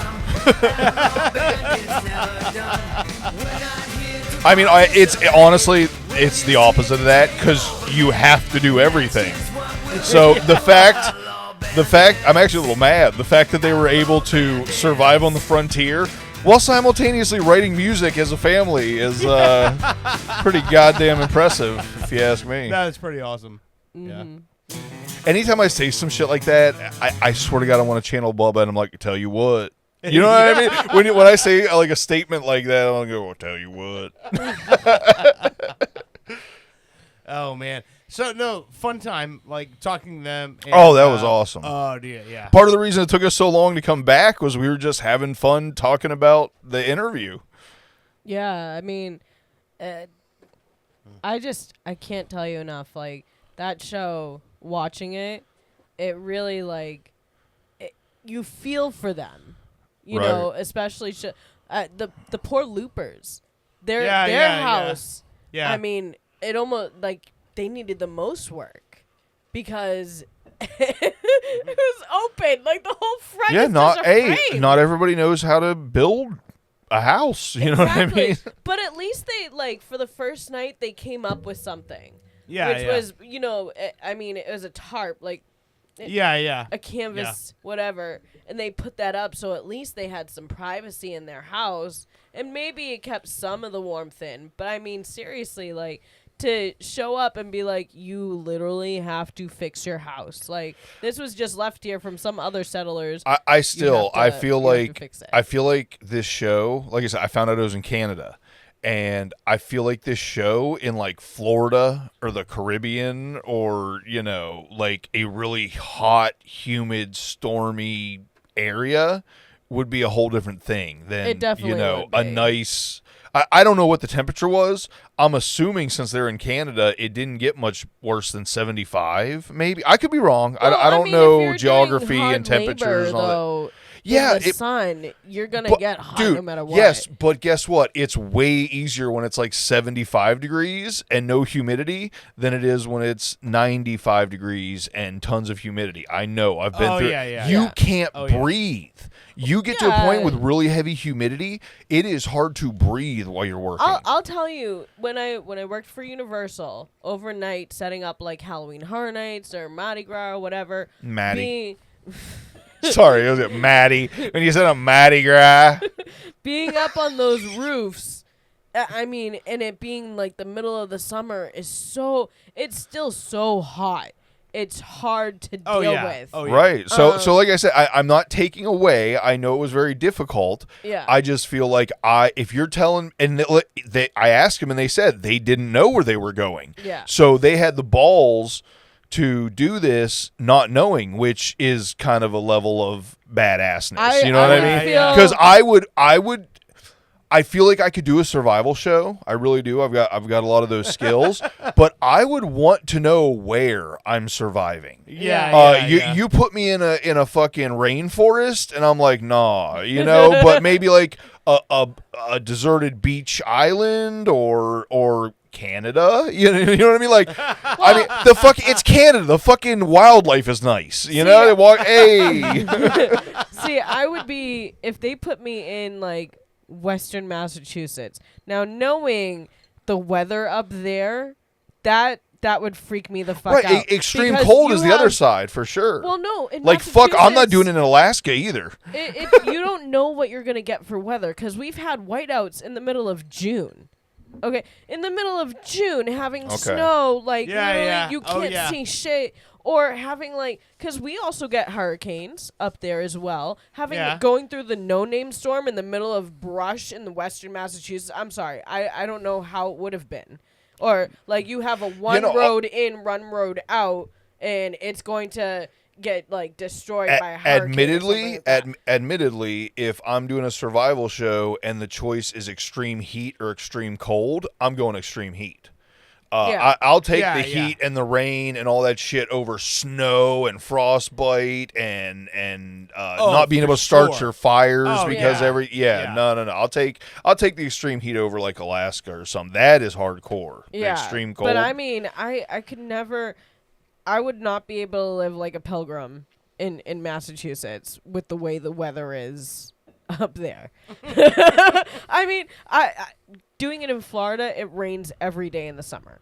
I wouldn't want to be out like hoeing the fucking land. Well, yeah, you never want to hoe in bad weather. But I'm saying like in the heat, like, but I would be thankful for the rain to come down. But then it would be like, now I've got to hoe all over again because all this fucking shit is like muddy and now it's hard. And also down here, it's mostly sand. Hover and hover. You can't fucking talk about hoeing. Yeah, over and over again. Well, you use a hoe to. Right. I know. Yes, I do. Gardening. Listen, I do. That's why I have so many problems. I understand what you're talking about. I'm just saying, you can't fucking say I'm gonna be out there hoeing.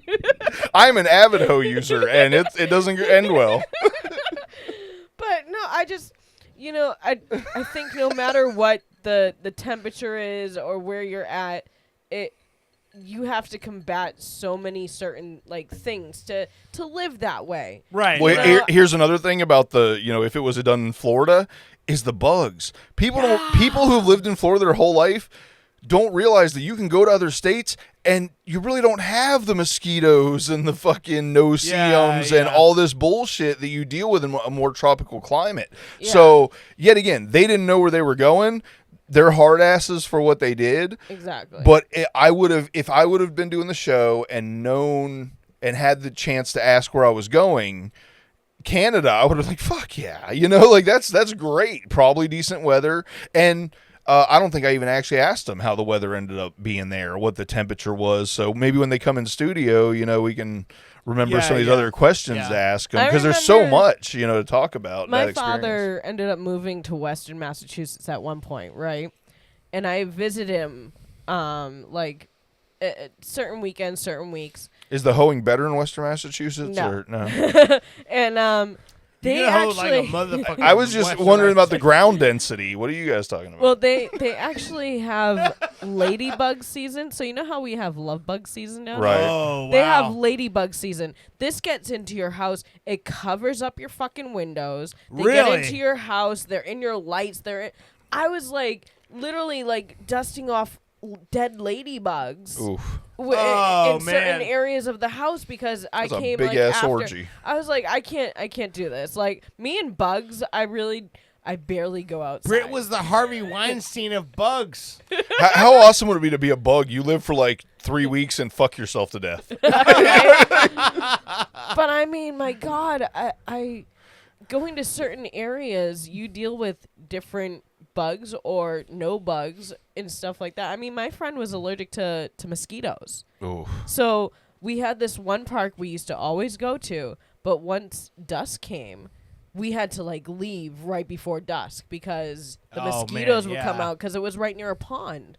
So she would end up being like bitten and have to get rushed to the hospital right after that. And I'm like, I started to stay. If I was allergic to mosquitoes, I would not live in Florida. Like, it just seems like a terrible idea. Oh, yeah. She lived down here for a little bit. She did live down here for, I think, a year. But it was like the year that there was a bunch of fires going on. A year longer than I would.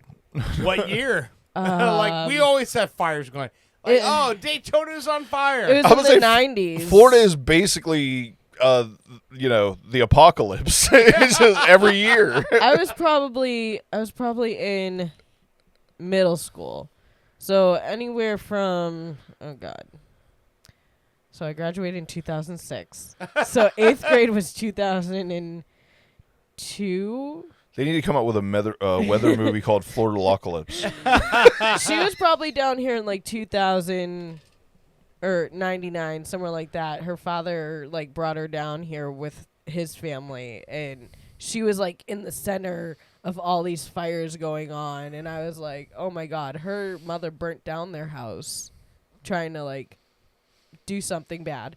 And she was the one that like got everybody Worse than out. burning down the house. Well, no, she was doing she was on drugs, unfortunately. So Yeah, well, Florida burning down the house. No, this was meth, up in meth pipe Revere. is involved. This is up in Revere, Massachusetts. This Oh. isn't even down here.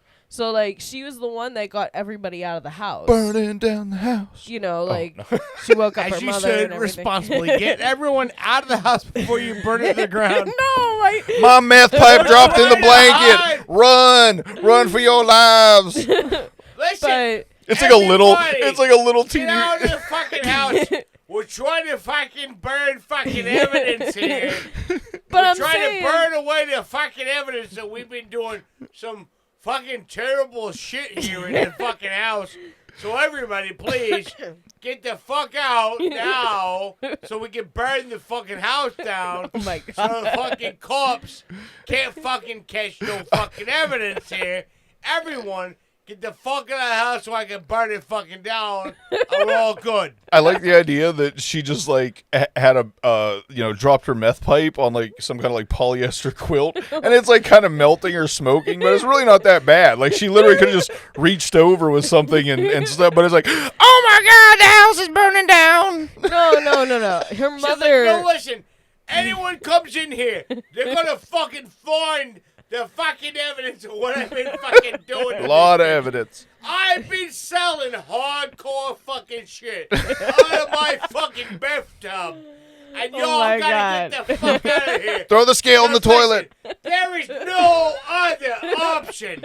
I have no other choice. I do not have another fucking option for you people but to get out of this dwelling, this entire dwelling. Undwell yourself. This entire dwelling has to be vacated because in this dwelling I have been cooking mass amounts of illegal substances. So everyone has to vacate this entire fucking dwelling so that I can burn it to the ground so that I do not spend decades in prison. Everybody please listen and vacate this entire fucking dwelling so that I do not spend decades in prison. I like the idea that it was a totally manageable, not even blaze, just like a little. It's like a cigarette burn in the couch, but it turns into full-scale freak Everybody out. stop and please listen to the words that are coming out of my mouth. But dirt, we could just We could just put it out.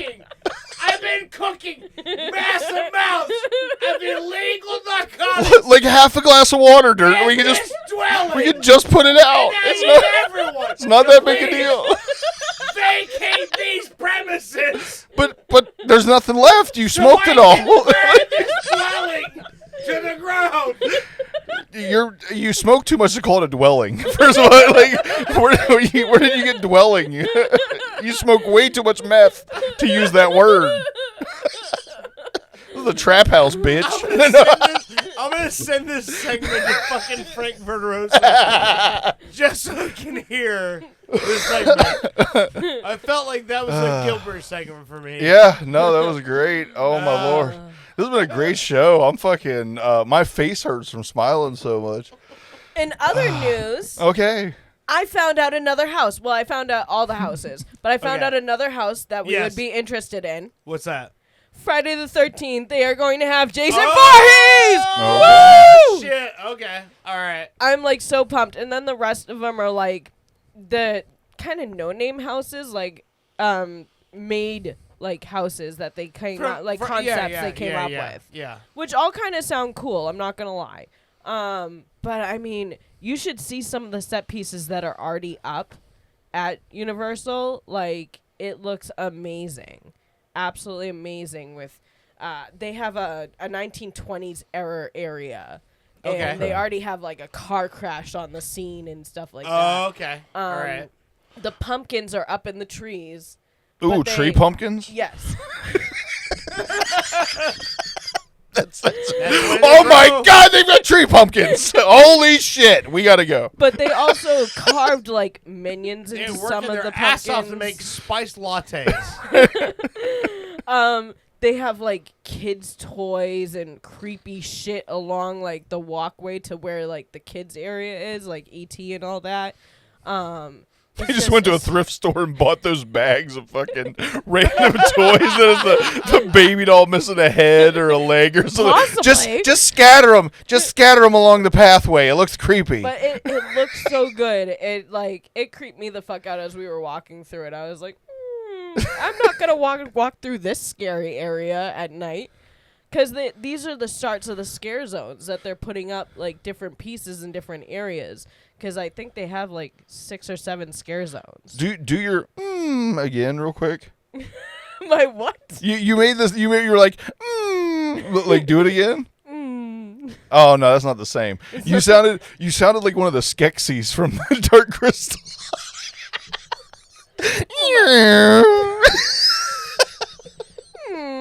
There it is. You know what I'm talking about, right?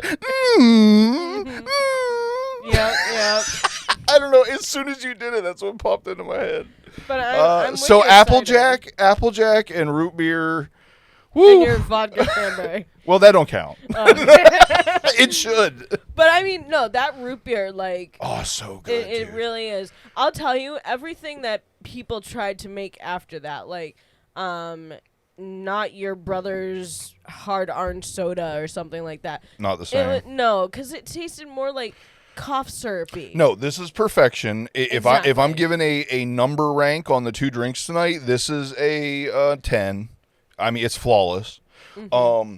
The Applejack, man, if I would have given a number, I would have said probably like 7.5 at the start.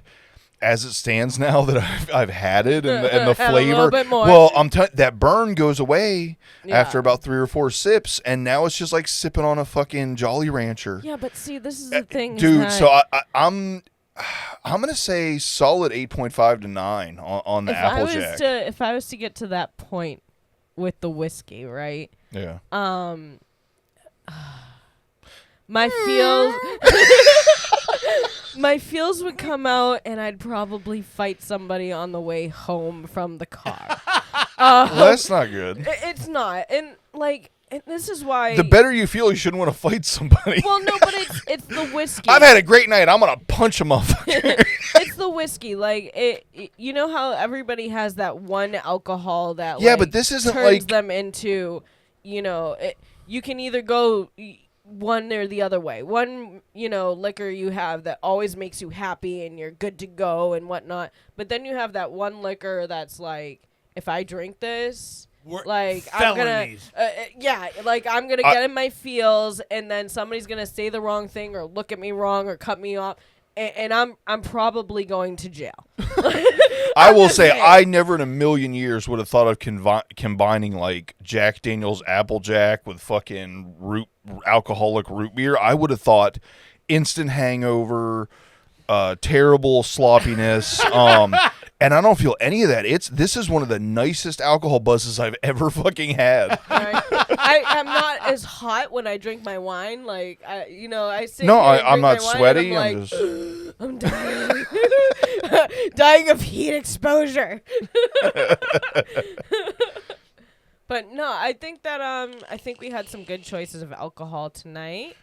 It's funny because we've had some definite misses, and to have 2 mega hits in one night, That's crazy. Yeah, on top of like a great interview and shit. I I know, apologize if anybody. We've basically been gushing about how awesome our second segment was for this Well, I whole mean, segment, in all but fuck it, it seriousness, was if fucking anybody, good. like, I missed think we do good fucking interviews.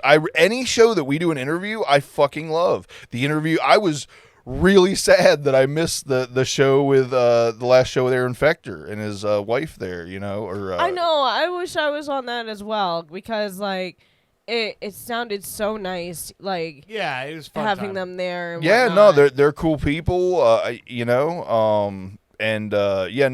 was very upset that I actually missed that one, or mad at myself, I should say, because every time we do an interview show, I think we do good interviews. I think it always comes out really well. I'm like charged up afterwards, you know. It's like, oh, they had just as much fun as we were having. Awesome. I would love to interview the vampire of France. Oh yeah, you got to get him back again, dude. Yeah, Nico. Because- Yeah, No? we'll have to make that happen. Okay. I Yeah. mean, seriously, like You I would love to said see. you said like it wasn't a good idea at first. No, Like, no. something happened. No, just it hasn't come up in so long, but like, no, he's down. That was our He's first. always That down. was He was really like cool to talk to. That was I'd my love to first see what interview. He's doing now, you know, see Yeah, how like yeah. what he's doing and what he's up to, what new paintings he's made and stuff like that. that was my first interview on the show, and I think I had only been on the show for a month or two when we did that. And that interview was actually a lot of kind of what made me go, you know, I'm okay at this. I could do this. I could do some I could do the podcasting. But no, I think like Frank Verderosa is texting me right now going, God, I can't wait to hear this episode. I think I made a that, Taco Bell joke, Frank. It's in the. It was the first segment, right? Yeah. First segment. First segment Taco Bell joke. But I think that like, you I know, was thinking of you. you watching the show, Yeah, me watching the show Yeah. as much that I could, like having 3 under 5. yeah. And you just looking up some stuff. I think that makes it so as long as we like have someone who kind of knows the show but hasn't seen it yet, Yeah. like that gives it so much more for questioning, you know, to see how you like and just, look at like, it. the shit that yeah, exactly. Well, Yeah, what you you got wanna you got know. you guys who have seen it, so you have people that are knowledgeable about it to ask relevant questions based on things you've seen, and then you got me to ask the questions based on what would maybe make me want to watch the show Exactly. as someone who's never seen it. And then also like seeing them do with their kids, you know, seeing how other people interact with their kids. I mean, their kids are older, so are the loopers, but seeing how like Hannah and Riggs are dealing with their 2 10-year-olds, their twin 10-year-olds. Oh, I'm excited to watch this show. I mean, there was a part of me that was like, okay, they know that at this point in time, if it was back in the 1880s, the 10-year-olds would already be like in the fields, like they would be doing jobs no matter what. And like to take the kids from a house where everything's electronic, like the Roomba, this, that, and the other thing, and they're always playing games and so on and so forth. God damn it! They like- should have had a Roomba in the show. Like, let them like you got the cabin, but they let them bring the Roomba in, so it's going around the fucking cabin. The one Is room it? cabin. Wait, the fucking the producers come. Is that a Roomba? No, that's a planer. I'm making the floor flatter. Oh my god. It's definitely not a Roomba. It's got fucking jiggly eyes on it. But like I almost wish like do you guys know anything about the Nope. oh, what are those people? The Amish. Okay, Yeah, I'm yeah. glad you said Amish. After you said that. Well, so at a certain age, You guys know anything about those You guys know about those people? at a certain age, That right? can never go well. The Amish will send their teenagers off Yeah, into the real Rumspringa. world. Yes. Rumspringa. So Woo! that way they can make the decision whether or not to go back to their Amish lifestyle. Right, do you like Yeah, getting dick yeah. or not? Or- oh, no. I didn't or say stay that. in the real Cut world. that out. I almost wish there was something where the normal people could send their children off to the Amish and be like, would you like to live like this? They have it. It's called reverse Or Rumspringa. would you like to come back to the real world? You know, because I mean, I'm serious.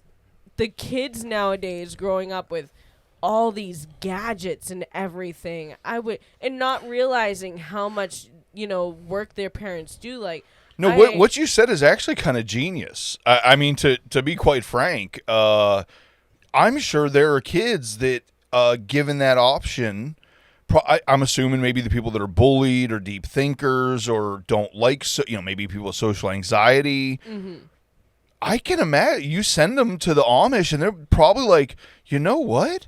This is for me. Yeah, and it would create more like farming community type people. Exactly. Man, that is a fucking great idea, Brit. But it would also make all these spoiled brats. That could be like world changing if that actually happened. It really could be, because all the spoiled brats who think they're so entitled and whatnot as adults, they would get that like, oh, you really have to work to like. There are people out there picking cabbage and working Stuff fields comes from and hoeing really hard, like hoeing like nobody's hoed before.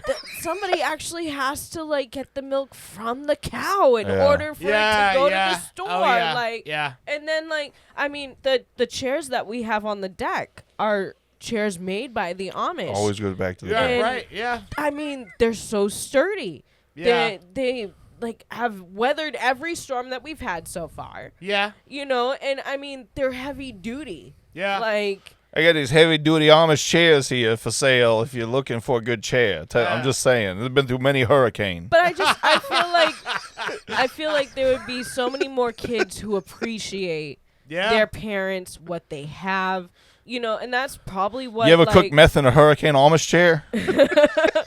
But that's probably how, like, you I'm know, gonna try. His kids feel like now is like A crosswind probably gets it really fucking hard.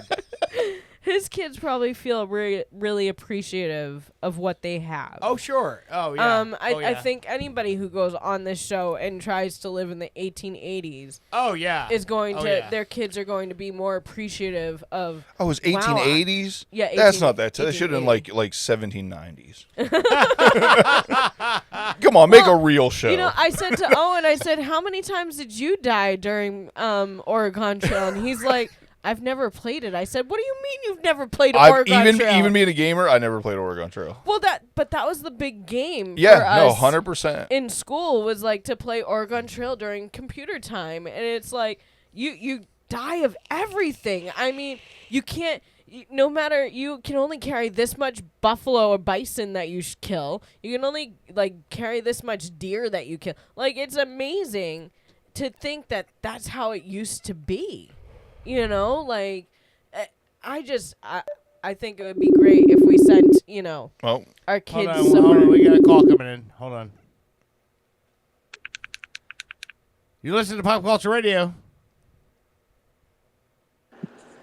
Hello? Hello. You listen to Pop Culture Radio. Who's this? Yeah, hi, my name is Gilbert, calling from New York. Oh, holy shit. Oh, yeah? Okay. No, it's not. Hey, it's Frank. Yeah, hey, what's up, Frank?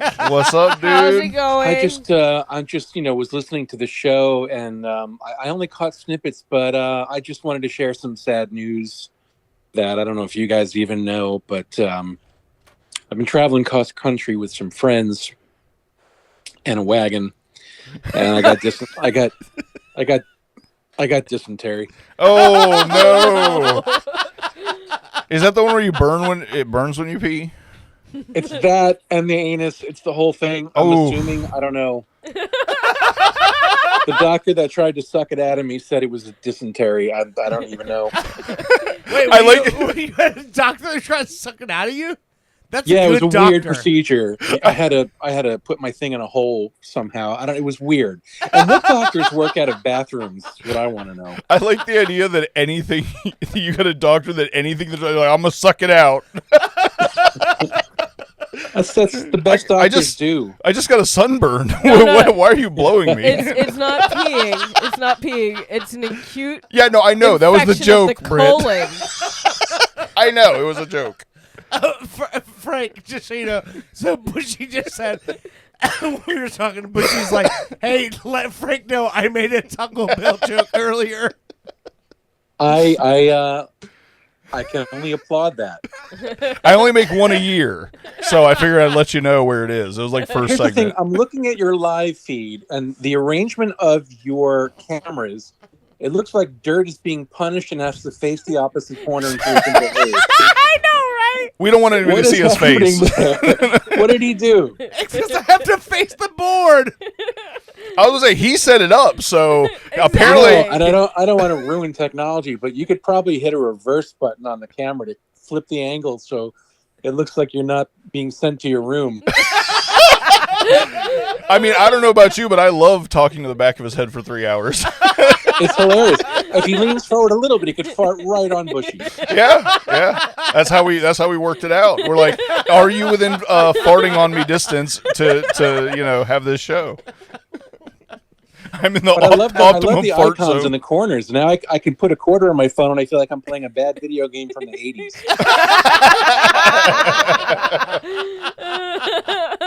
Bushey needs energy. That's great. Frank, how are things going up in your corner of the world? It's the usual. Doing the day job, doing the side hustle, and trying not to kill people. I'm torn with that every day. Frank, if you were asked to go on a survival show, where would you want to be placed to survive? Would it be Florida? Would it be Canada? Would it be Alaska? Massachusetts. It doesn't matter. I'd be dead in like 5 hours. Did you not heard? The I get first my thing I'm gonna dysentery ask sucked. is, where's the nearest Taco Bell and how much cash do I get? They're going to say there isn't one and there's no money. I'll be like, fuck it, I'm out. I like the idea you go to the swap meet and you like order you like DoorDash Taco Bell to the fucking. You're like, oh yes, I have will these. trade you this stick and this sock I found for a Dorito Crunch Wrap. Dorito Loco, take my cabin. Have you seen the new box Taco Bell is selling? It's like a little surprise box. I've never been It's like- surprised by Taco It's a Bell. reasonably priced box of like the saddest, shittiest things they have on offer. Oh no! I don't eat shit boxes. We went to Taco I'm- Bell today, and my It's- son from the back of the car says, "I want the orange taco." And of course, we didn't even know that he wanted it until like after we already ordered, and he's like just screaming, "Want the orange taco!" A man knows a good taco. And Yeah, it's a slightly Dorito flavored orange shell Yep. that upon eating, I immediately felt sadness and concern about cancer. But everything gives us cancer. oh my god. This I show mean, I this show gives you deviated cancer. I deviated from the usual and realized immediately upon biting into the dried husk of what they say is a chicken, and I know better. I'm pretty sure that was squirrel. But I just immediately felt like this was I took a bet and lost. That's because you didn't go to Taco Bell. You went to Taco Bell. Yeah, I don't know what I went to. Would you like the squirrel taco, sir? I love that they ask now when you pull up the Taco Bell if you want to round up so you can donate money to their Yeah. college fund. And I just laugh and go, there's no fucking way you're going to college. I'm such a sucker. I always round up, but it's not because I'm generous. I just like even numbers. So I'm like, yes, make it an even denomination, please. And if You someone have a goes to better college chance of from this- selling hot sauce packets to crack whores and making side money than actually going to college. I'm not saying that of all Taco Bell employees. I'm just saying the ones that I encounter. Right. I'm just saying everyone I've met. No, Did you hear the segment about us burning down the crack house? I missed it. I'll tell you. I will tell you. Owen I had has. Go ahead. Oh no! I was gonna say I had a Taco Bell win, and I don't know if anyone can relate to this because you know how they always fuck up the order at the drive-through, and if you start going through the bag while you're there, they look at you like you don't trust us, and then you get home and you're like son of a bitch. But I did it once. I got home and like this, none of it was what I ordered, but it was twice as much food and way better. And rather than eating what probably one person of that family would have had, I ate all of it. Well, okay. It's funny that you bring up like they look at you like with disdain if you go through it because I couldn't figure out why I feel like shame if I open the bag and check, and you're absolutely right. They look at you like you motherfucker. You don't trust me. To put You don't this food trust in your us. bag." Well, first off, You ordered 4 tacos. You don't think we can get that right? I'll tell you. Okay, all these people in the fast food industry want to get paid more, right? Which I understand. The everything inflation and all that stuff makes it a lot harder, but at the same time, Owen has gone to McDonald's for breakfast in the morning, right? And my order is very simple. Just get me the chicken sandwich and a hash brown, okay? Now, for the kids, he orders apple slices, like at least 4 packs of apple slices.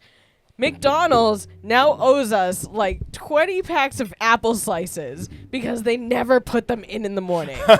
Ever. Oh, man. It's a fucking apple. Like, Exactly. And even the other day, I went through a McDonald's with my mother, and they tried to give me something. I said, no. This is not what I ordered. Let me give you the receipt so you can see. Getting the drinks from them was ridiculous. I was like, and the kids' chocolate milk? Oh, can someone get me? I gave you the fucking receipt. How did you not see what I needed to drink? Like, Right. you know, and then I even had another time where Owen ordered the kids' food on the app and told me to go through the drive-thru. So I went through the drive-thru with the number and everything. And they told me to go sit in spot number 1. So I go sit in spot number 1. I literally was there in spot number 1 for 20 minutes and finally walked in. And I was like, hey, I'm waiting on this. 2 kids' meals. One's a 6 count of chicken McNuggets and the other one's a 4. Like, it's not that difficult. And they're like, we're so sorry. Who told you to pull up there? Frank, what I'm hearing is Person in the window. what I'm hearing is, Frank, that Brittany is your Joan of Arc. I've actually, Yes. I'm so non-confrontational. Brittany- I fell asleep more than once in waiting for my food because I refused to go inside. Brittany is your Joan of Arc. She is the one who will fight for you to get your fast food items. She'll walk in the fucking McDonald's butt naked and say, "Where is my chicken biscuit? You sons of bitches!" Well, you're naked. It's right there. She will fight. I think, honestly, there's money in that. I think you can stand there in that lot and fight for people's food and like just have them give you $1 each time. Right? I mean, seriously. You'd be like Because I've made some serious money hanging out in fast food parking lots looking for money from cars. Hey. Meet me at the hole in the wall. But That's how I met my doctor. It also might be how I got dysentery. It's all a I blur. met my doctor hanging out in a McDonald's parking lot. I just don't get why people who like kids in this industry want to get paid more, but you can't. Because they even haven't follow went and lived on the a range. Simple fucking like he came home one day with a double cheeseburger. It wasn't supposed to have onions on it whatsoever. I'm so glad that I'm not allergic to onions. You Because should have blown they your put fucking head off. That's ridiculous. They put in the fucking cheese. It was like I couldn't even scrape it the fuck off. Oh my god. I was so pissed. He's like, just get new cheese. And I said, no, I want it fucking melted to the burger. Like, come on now. Picky bitch. I It's hate very demanding. I have to say, McDonald's has gotten so much better. Like now that they have grown-up Happy Meals, it's Right? the best. And I love that this month the prizes in the grown-up Happy Meal, you can either get an insulin needle or Lipitor. You get your choice. Can I get the number 4 with Lipitor? Pretty good deal. Hell yeah. I mean, that's the way for Pharma to finally make some money in this country. Oh my lord. So here's the thing, Frank. What meal did you get when you went to Astro World? The fuck's an Astro World? You making stuff up now? I was going to say, wait a minute, hold up. How Travis often does he go to Travis Scott concerts? Travis Scott had his own meal at McDonald's, and then he crushed people at his own concert. I didn't know he had the Astro World meal. Is that post crushing people? They had a Travis Scott meal that Yeah, you could they go to did. fucking McDonald's and order the Travis Scott meal, and then you could get that meal and then go to his concert and get crushed. I like the idea. It's like every meal with auto-tune. None of this sounds good. No, anything Travis Scott related is not. I got upset when Sabrina, is her name Sabrina, the blonde chick? Teenage Sabrina Witch. Carpenter? She was on, Yeah. yeah. She had a drink at Dunkin' Donuts. I was like, be careful. We love Sabrinas around here. I was like, wait a second. You don't even know. You literally got on stage with somebody from SNL and said that you never listened to them, you don't know their songs, and that your parents didn't even listen to them. So you Oh, have that's no Paul idea. Simon, yeah. You have no idea who this guy is that you're performing with. Yeah, she And you have a Paul drink. Simon at the 50th anniversary. Yeah, Yeah. and now you have a drink at Dunkin' Donuts. I'm sorry. No, I can't get behind that. Well, fuck I Dunkin' am Donuts. totally I lost. love Dunkin' Donuts is the problem there. I love Dunkin' Donuts. I can't give it up. Okay, How do we Frank. go from fucking glory hole doctors at McDonald's to Dunkin' Donuts drinks? I'm Glory confused. hole brings us to- Travis Scott. Brings us to Dunkin' Donut holes. Okay, there. Okay, I knew there had to be a tie-in Listen, somewhere. Glory hole Wait for it. doctors Cream need- filled. Go ahead. Glory hole doctors need to be protected. So, Frank, Owen, poor Owen. The reason he's not on the show Oh my is God. he's had a really big problem with He his has neck. a snooze. He had a very bad like infection that has become something that leaks, and there's like a big hole in his neck. So he still wasn't able to be here. But when I worked with him the other day, we created a game called Cream Pie or Neck Pie. Oh my God, he's told me about It's this. an oozing wound. No, and No, wait, he's- where on his neck is this wound? on Okay, the so back, it's on on like the the back back of his neck. where But his he's hairline gonna is. get pictures of cream pies and zoom in on them really close, and then he'd take pictures of his neck wound, and he's gonna ask me in dirt which is which, cream pie or neck pie. This is awesome because I think I found a new diet aid. This is doctor recommended, by the way. I'm hungry. Let me go look at those pictures. Oh, neck pie. Let's go. No, can I tell you? So Yes. my daughter, she has like redness in her eye, and if you look up MRSA on Google, like everything scares By the way, fuck out of by you. the way, Frank, Owen had MRSA. That's the reason why we're talking about this.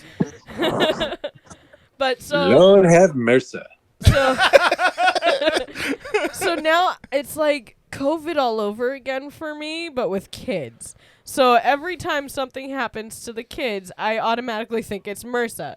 So she has like one part of her left eye that has redness in it. And I'm like, oh, fuck. Because Owen's already got a weakened immune system anyways, on top of what he has now. And I have 2 other kids. So I have to take her to the doctors because she felt really hot to me. So I was like, let me take her over there. Yeah, she has conjunctivitis. So I had to get that taken care of What's before it that? got worse. It's like, It's like pink eye. yeah. Oh, okay. Yeah. Yeah.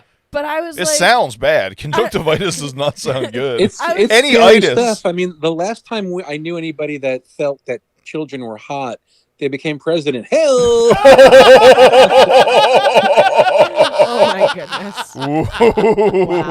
Wow. That's fucking good one, Frank. Oh, rim shot. No, that's for the doctor. Dr. McDonald's.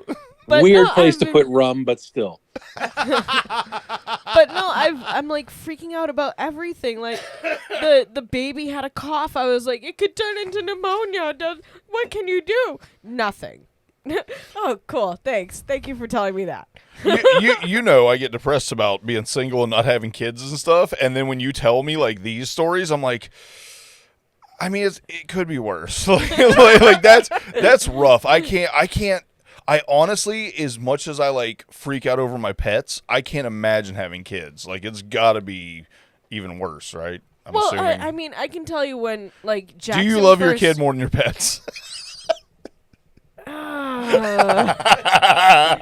I see. Pets are part of the family. They're like, your children as well. I realize So it's an impossible question that makes you it look like a dick really no matter how you is. answer. It That's really why I asked is it. because I'm telling you, when Tucker got his paw attacked by the neighbor's dogs, and I heard him like that sound that he was making, it terrified me. Okay, too serious. Move You're on. listening, right, Frank?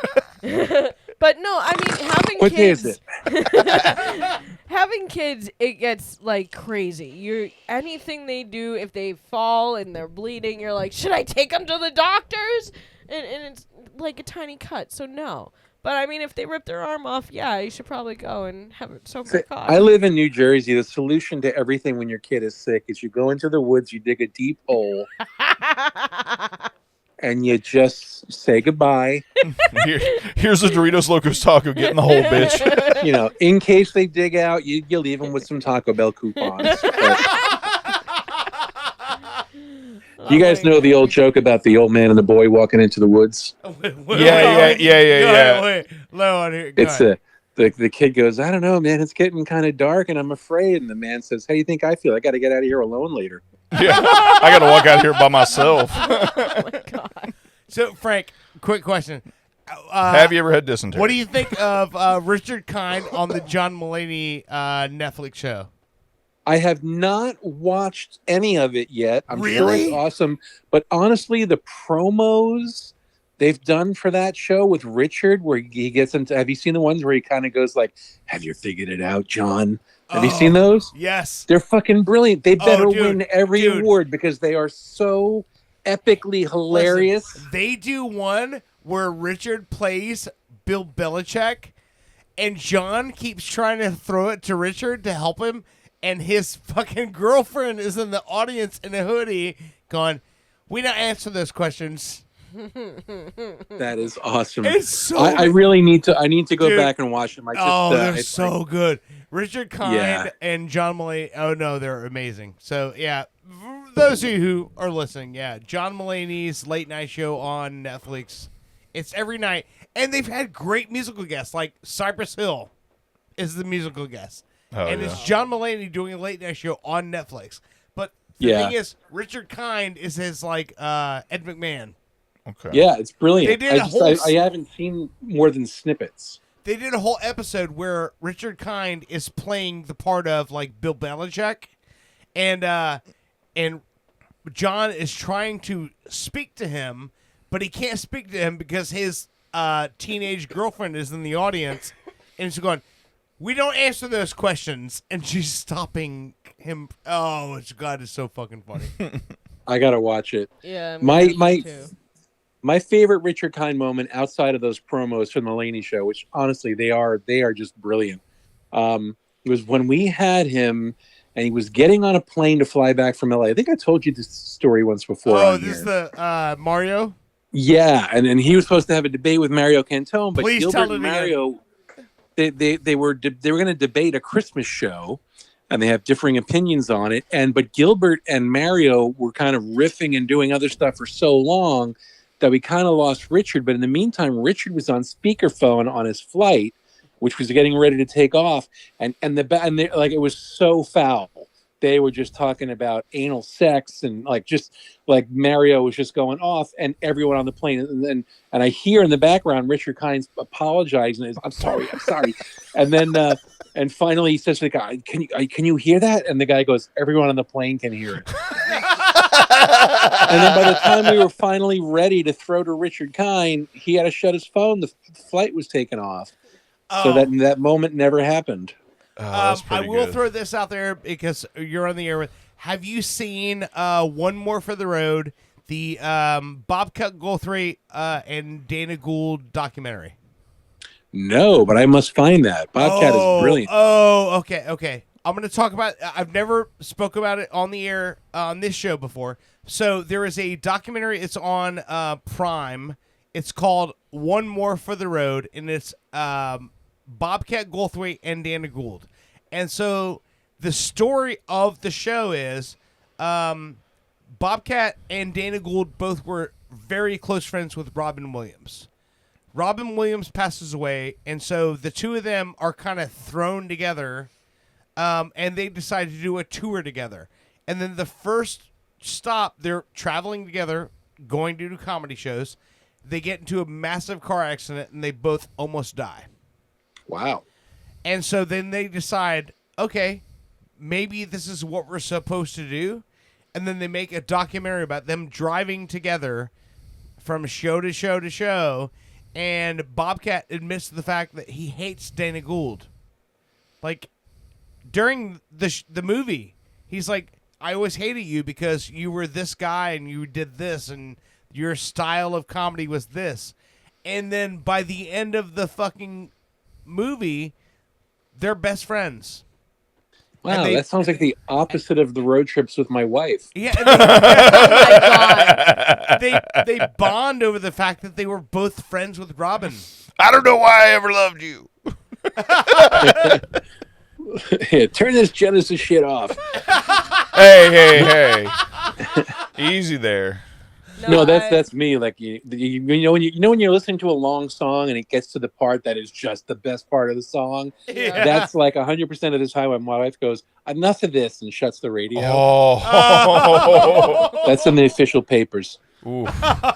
No, The murder was justified. I saw one of my friends posted, I'm really missing my girlfriend right now. I don't remember to stop at stop signs or red lights. I have no idea where to park. I'm just driving around in circles, and I don't know when to brake anymore or when to turn. So I don't know what to do in the car because I'm missing her, and she's not in the car with me. I'm like, oh my God, that's horrible. Because, there are times where, like, when I'm in the car with Owen, I feel like I need to have a brake on my side because he gets me a little scared. I know that I drive a little insane, being from Massachusetts and whatnot. Wait, we're in Massachusetts.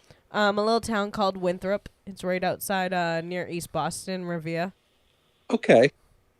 So He's like, oh yeah, that makes sense. You suck at driving. I'm aggressive. I can't say that. I'm in Jersey. We have a patent on that. Well, I can tell you, there's one part when I do my travels from Massachusetts to Florida, there are 4 states that I hate driving through. New Jersey is one of them. They hate you driving Florida through. should be the next one. Well, New Jersey, because the exits are literally like 15 miles apart. So if you have to go pee, like in the middle, you're still waiting. You didn't have to go pee at this exit. Why don't you learn when now to all of a pee? sudden- You're an adult. Learn math. It's 15 miles. Pee at the previous 15 if you had to go. But you didn't know that you had to go with that one until you were like a couple of miles past it now. You should have know. known. The worst is when you have to pee and you skip. It says right there, it's like rest area half a mile, next one 30 miles. And you're like, I don't have to go that bad. And then you get to the next one 30 miles away and the sign says closed. Exactly. Like, See, like, fuck. I'm always like, if it says, last rest stop for 30 miles, I'm pulling it. I'll just stand there until I pee. I'm not doing that. Okay, so Frank, you're a Jersey guy. I like my car too much. So we just interviewed the family from that show Back to the Frontier tonight, and so I introduced the crew tonight to Applejack. Can you I don't know tell? what that is. Can you tell? Because it's from New Jersey, right? I've never heard of it, but I'm not from Jersey. I'm from New York. Okay. So Wait, is Applejack like not the cereal? No, Applejack the liquor. It's funny that you said that because Dirt texted us, "Hey, I got some Applejack for tonight," and I was like, "The cereal?" And he's like, "No, Jack Daniels." was one of the original distilled liquors from the United States. Wow. Yeah, I'm a Mormon, so I probably wouldn't have known that. So Frank, in case you can't tell by the way we're speaking, it's really good. Frank, think about this. You come from Europe, right? You land on this country. He said New York. No. He's hold saying on. way back when. Yeah. Well, he Think about wasn't it. alive in the back day, then. You come from Europe. You land on this continent. You have all your fucking rum on the boat. You find food. You find shelter. You find, all that stuff. Then you run out of rum and you go, holy shit, we don't have any sugar cane to make more rum with. So then they found apples, and they made apple cider that they distilled into liquor, and that became Applejack. Clever. See, the alternative was to be like, I know a guy down in the islands. Everybody back on the fucking boat. I love that idea. We're out of rum. Back on the boat. It just makes me think of Pirates of the Caribbean when,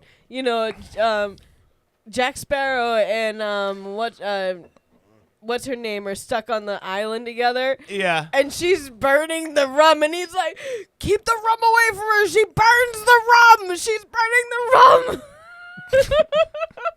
Yeah, and they left that all off the ride. That ride was a good 2 hours.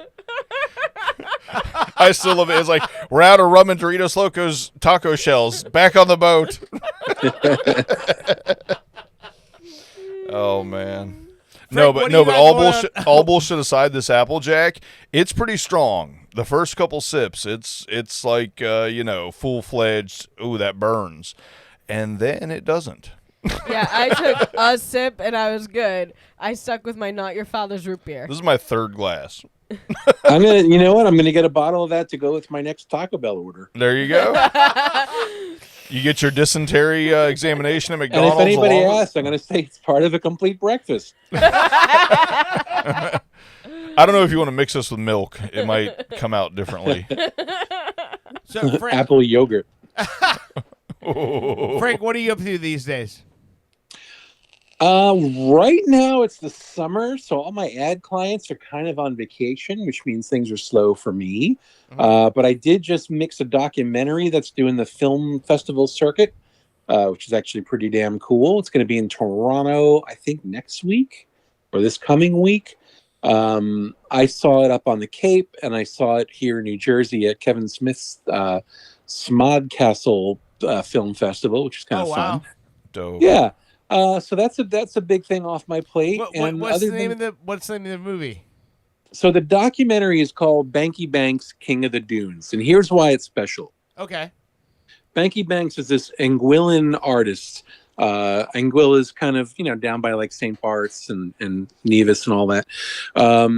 But what made this documentary special is Banky Banks is also a reggae artist that I mixed a lot and recorded a lot for in the 90s when I was starting out. And it was a really great part of my life. And I think the editor of the movie had reached out to me because of an article on my website about a very important person in my life who had passed away during COVID, and said, "Hey, I'm doing this documentary about Banky, and do you have any other pictures of her?" Because she was his manager for a period of time. I said, "I only have a few, and they're not great." So that didn't help, but we got to talking and told her all the work I did for Banky, and she said, "Well, then you have to mix this film." So it was really, a fun project. And the studio I worked for, we did all the online assembling and the color correcting and all that as well.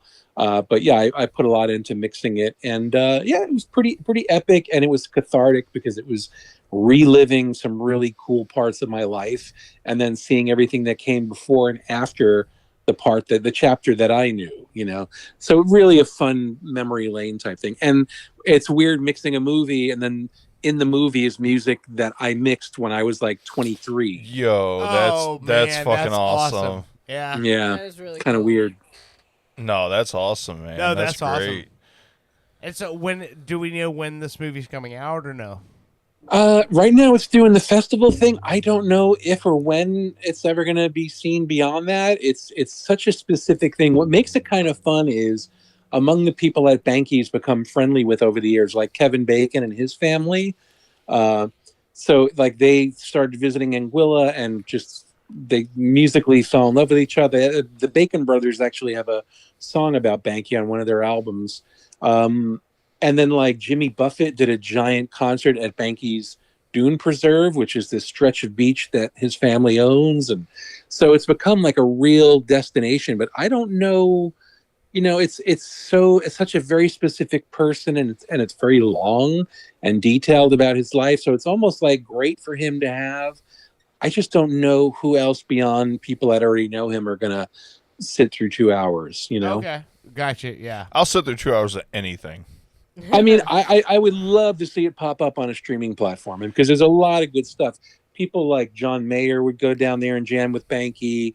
There was a section of Banky's life where Bob Dylan was visiting him on the island back in the day. Oh, man. So there's like, and the arc is kind of fun. It's like, it sort of chronicles Banky going to every country to try to make it. Amsterdam, Germany, London, France, America, in New York. And then in the end, it was after his visa got pulled, before Trump, he got busted with a joint in Barbados, like in the mid 90s, and couldn't get his visa renewed and was forced to sort of stay where he was. But the whole world started coming to him. Oh, wow. That's cool. So that's sort of the story. And it's really kind of cool. It's like suddenly all these celebrities are like, we got to go party with Banky at this beach. And he does this reggae festival every year called Moonsplash. So really fun watch for me, Hell yeah, that sounds awesome. That's That all. is Yeah, I awesome. definitely want to see that. That's awesome. Yeah, I would want to see that as well. Frank. Sponsored by Applejack, which is really cool. Frank, I love you, buddy. It's always fun to talk to you, man. Hell yeah. You know, we just had this interview and we talked about Taco Bell, and I'm like, oh, we got a Frank on the line, and then you bring us this documentary, Banky. Like, now I get to check this out now. It's so funny because I make 2 Taco Bell jokes in fucking like 3 years, and I'm like, I'm whipping a dead horse. and then I bring it and turn that horse into mincemeat. Yeah, no. As soon as you brought up dysentery, I'm like, I'm in. I'm back in. Dysentery and glory hole doctors. If Dirt goes to his camera setting, whatever camera's pointing, and just flip it, he'll be looking at you, and you could actually flip it, and your angle would be more like you're looking at him. Okay. And then you got this Brady Bunch thing going up above there, looking down on you guys. Yeah. And then Brittany will be above us, like casting judgment. Yeah, as she do. You should have like a white halo background for you, and like, right, like she's overwatching us. Yeah, she's watching put wings on her. She's had her life. She's making sure that yours are rewarding and fulfilling. I'm sure. Given the fact that you just spent an hour talking about tacos and alcohol, probably not. That's my next country album, Tacos and Alcohol. Yeah, it's going to top the charts. Yeah, but we don't know what charts. Tacos and alcohol. I'm top of the unseen charts. That's right. Nobody knows they exist. Oh my goodness. Well, always a pleasure, you guys. Hell yeah! Right, thanks for calling, Have bro. a good night, Frank. I got to get back to binging Resident Alien. Later, dude. All right, guys. Cheers. All right, Bye-bye. see you, buddy. Bye. What a fun show, man! It's been a lot of fun tonight. Yeah, I think we. I feel bad Owen's not here. Yeah. We could have had cream pie or neck pie. That would have been the only. That would have been the cherry on top of a perfect show is cream pie or neck pie. So today, right? I keep telling him like, because he gets the little hairs like on the back of his neck, like in there when he puts the bandage on and stuff. Right. And I'm like, you got to do something about that. And he says, do you want to take the clippers and cut the hair? That's cut the nakusi. So I decide to like try to line him up in the No, back. and there's like pus all over the fucking clippers. No. I cut above it. But then I tried to line up his neck so it wasn't just that part. But it's like way too high now. So you lined up his fucking the back of his head like 6 inches too high. I didn't line it up right because I was so freaked out about like hurting him. It's on a 45 now. And when I tried to line up the side that was like the left-hand side of it, I'm like, he's cringing, and I'm like, I'm so sorry. I'm so sorry. So I just tried to, like, do it quick, so it's not lined up whatsoever. It's like this. Oh, my and God. He's like, thanks for not really lining it up. And I'm like, babe, I was so worried. Thanks for about putting me in pain and fucking up my hair. He dealt with the pain so he could have a nice haircut. God. I felt so bad trying to do it that I didn't want to, but at the same time I just wanted to make you look good. But now I feel bad. Okay, well that translates great to this last song, Jereme Hall. This song is called "Keep It Tight." There you go. And apparently, Brit did not. She did not keep the line up tight. Oh my God. Busy O.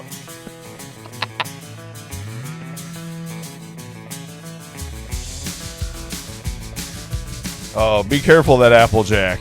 Ooh. That's something special. In that Not Your Father's routine. I mean, the combo. Dangerous.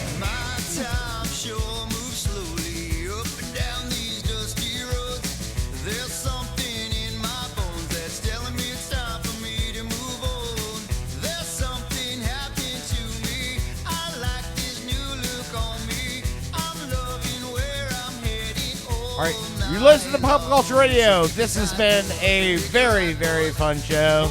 We will see you again next week. Have a good night.